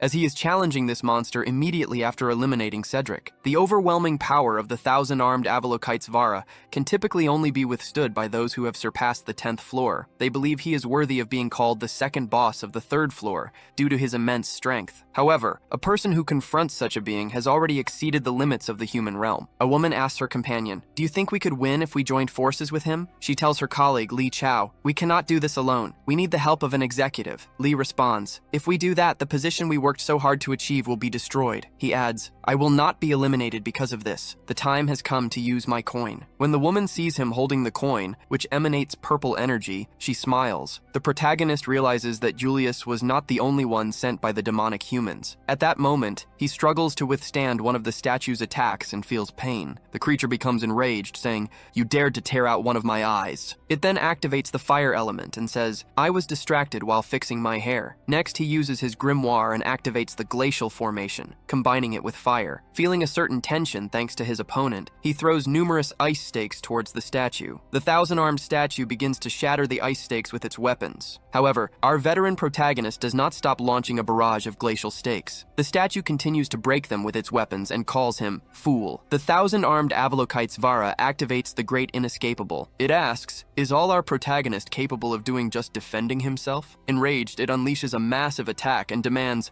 "Where is the confidence you showed before?" It uses the amalgamation of heaven and earth within the grid to launch an attack that the protagonist cannot dodge. Kang Jin raises an ice barrier to protect himself from his enemy's multiple attacks. The golden statue declares, "Resisting my attacks is futile." It then uses disapproval and activates the swastika spear ability. The swastika is a Buddhist symbol, and the statue takes this spear, attacking our protagonist with it. With this attack, the ice barrier is destroyed. The statue grows confident, believing it has wounded our hero. The protagonist scoffs at the monster's previous statement that a cheap shot would not work twice. Emerging from within the grid with magic in his hand, he says, "It worked extremely well." He then prepares his strike, using his magic to create a glacial prison. This prison completely envelops the 1,000-armed monster. Our protagonist asks, "Do you know how much your hatred for my ice magic saddens me?" He questions, "How can someone who claims to have achieved nirvana through self-discipline be so prejudiced? There is nothing better than shock therapy for someone like you." Kang Jin Hyuk begins the process of creating an ice statue of Avalokitesvara. This enrages the statue, making it want to inflict infinite pain upon the human. It swears, "I will make you reincarnate as an insect next time." However, the condition is fulfilled, and he successfully copies the S-rank Mandala skill. This is a unique ability that allows the user to infuse their special power into weapons. This copied skill is then saved within the world's memories. Our protagonist removes his wig and conjures the mandala skill. This leaves the statue in shock. It asks, "How are you using my ability? How did you reproduce my mandala, which I created after countless days of suffering?" Our protagonist does not respond, but assures the statue that he will use its mandala in a very good way. He then controls an ice arm, directing it toward his enemy. It strikes the creature right in the middle of its chest, causing immense pain. In a matter of moments, the golden statue is completely destroyed by its own mandala. Kang Jin Hyuk